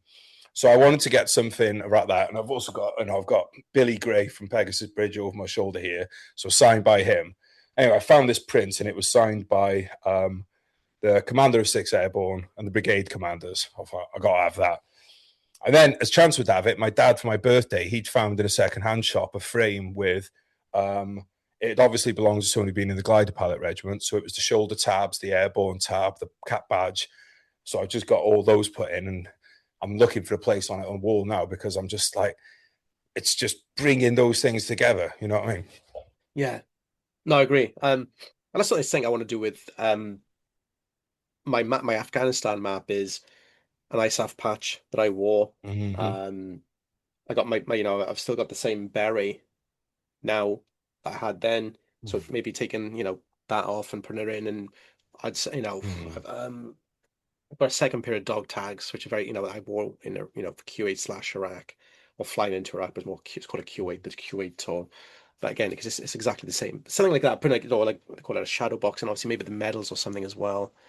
Um, that's the ideal, but that's going to be it's quite a big map. But I think it's a wonderful idea what you're doing. Is sort of it just puts Oh, it all just nicking your together. ideas, mate. Nicking your ideas, basically. I'm all about inspiration. Yeah, that's Inspiring it, others. mate. And you've But I think you've it's been wonderful what inspired. you're doing, and yeah, I think inspiring. I think what we do is if it inspires others, I think it's a wonderful thing. Yeah. I think it's a great thing. I think at the end of the day, mate, you've got to inspire yourself, and hopefully, if you're inspiring yourself, if you're finding purpose in what you do, then other people will want to kind of get in amongst that as well. They feed off the And energy, don't they? I think they yeah, feed off the energy, and and they then want to and do then it. and then it's like you said, it's like we talked about earlier. You connect with with like-minded individuals. Then those of us who, as Joshua says, have the affliction. But mate, you were And trying to wrap this up about 10 minutes ago, and then I went off on another tangent. So. I have my tea. Yeah, same mate. Scoff, mate. Scoff. You got to have your Scoff, scoff. scoff, even Yeah. scoff. But mate, no, mate, it's been awesome. I could chat to you Mhm. so much more. Uh, But yeah, now that I've got the Operation Veritable in my head again, I'm going to read up on that with the jocks. You're the second person who's recommended that to me there you go. as well. And my God, I've just made a few notes on again on other names as well, so I'm gonna definitely look into that. You've certainly opened my eyes to dive in a little bit deeper as well. But again, and I'll send you a picture of that maroon square book as well that I've got. And Yeah, I'll send you yeah, a picture of do. the name. Yeah, I will do. Because Yeah. I might recognize, because I've been diving into them, but I might recognize it. And hey, yeah, feel free to come up to Wrexham sometimes. We'll go and look at some graves together, like the weirdos that we are. Sounds like a plan, mate. Guys, Yeah. it's been an absolute pleasure, mate, and look forward to seeing you soon. Yeah, thank you so much, bro, and thank you for people for bearing with waffling, and hope everyone's great, and much love to everyone. Cheers for that, guys, and I'll catch you soon.